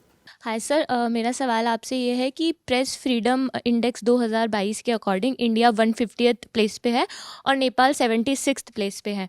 तो मेरा सवाल आपसे ये है कि नेपाल के अंदर जो प्रेस है उसको कितनी फ्रीडम होती है कुछ भी लिखने की, सरकार से सवाल पूछने की, या सरकार के काम पर सवाल उठाने की? या वहाँ अब भी गिरफ्तार होते रहते हैं पत्रकार? बहुत फ्रीडम है, बहुत ही फ्रीडम है, लेकिन मेरा कंसर्न फ्रीडम रिस्पॉन्सिबिलिटी के साथ एक्सरसाइज नहीं हो रही। एक नेपाल का फ्रीडम इतना एक्सट्रीम फॉर्म है कि when bureaucrats can write in their names questioning governments activities, वो पत्रकार के रूप में, मतलब सर्विंग ब्यूरोक्रेट्स। सर इसमें है कि पत्रकार कौन है हमने तो डिफाइन नहीं किया है। हम हफ्ते में 6 धंधा करते हैं, उस धंधा को प्रमोट करने के लिए प्रेस पास लेते हैं सूचना विभाग से, और नंबर हमेशा बढ़ता रहता है ये, और वो वोट बैंक जैसा बन गया है एक। लेकिन अब पहले क्या था कि माओइस्ट टाइम में उसके अगेंस्ट में लिखने पर कुछ जर्नलिस्ट टारगेट बने, या उसके फेवर में लिखने पर कुछ गवर्नमेंट के टारगेट बने, अब वो नहीं है। लेकिन अब प्रेस, इसमें मेरा थोड़ा सा फ़र्क ओपिनियन में प्रेस फ्रीडम का एक कौन डिसाइड करता है, एनजीओज, डोनर्स, या हम लोग का इन्वॉल्वमेंट कितना है। फ्रीडम की कमी नहीं है, फ्रीडम का एक्सरसाइज विद रिस्पॉन्सिबिलिटी वो कम है, हम लोग अकाउंटेबल नहीं बन रहे, ये है। लेकिन अब वो मारने और मारने का सिलसिला नहीं है वहाँ। लेकिन सवाल है कि हमको कोई सीरियसली नहीं लेता है, ये बहुत ज़्यादा जो हमारा सबसे बड़ा पेन है ना, कि पत्रकार है लिखेगा, इस तरह का जो एटीट्यूड वो हमारा एक है। दूसरा lack of accountability on the part of the government. Political character इतना शैलो और इतना अनअकाउंटेबल बन गया है कि क्या फ़र्क पड़ता है। पत्रकारों को आज़ादी है तो जिम्मेदारी भी उनको लेनी चाहिए। ये थे guest in the news room, एक विदेशी पत्रकार युवराज घिमरे। हमारे आम तौर पर ये प्रोग्राम सौरभ द्विवेदी करते हैं, लेकिन आज मैं इंट्रूडर के तौर पर यहाँ पे आ गया हूँ। सौरभ द्विवेदी ने मुझसे कहा कि आप बात कीजिए अपने पुराने कोलीग से। तो आज का guest in the news room यहीं समाप्त होता है। आप इस स्पेस पर नज़र रखिएगा। युवराज घिमरे जैसे ही कुछ विदेशी, कुछ स्वदेशी पत्रकार और तमाम दूसरी पर्सनैलिटीज़ इस प्रोग्राम में आती रहेंगी। नमस्कार।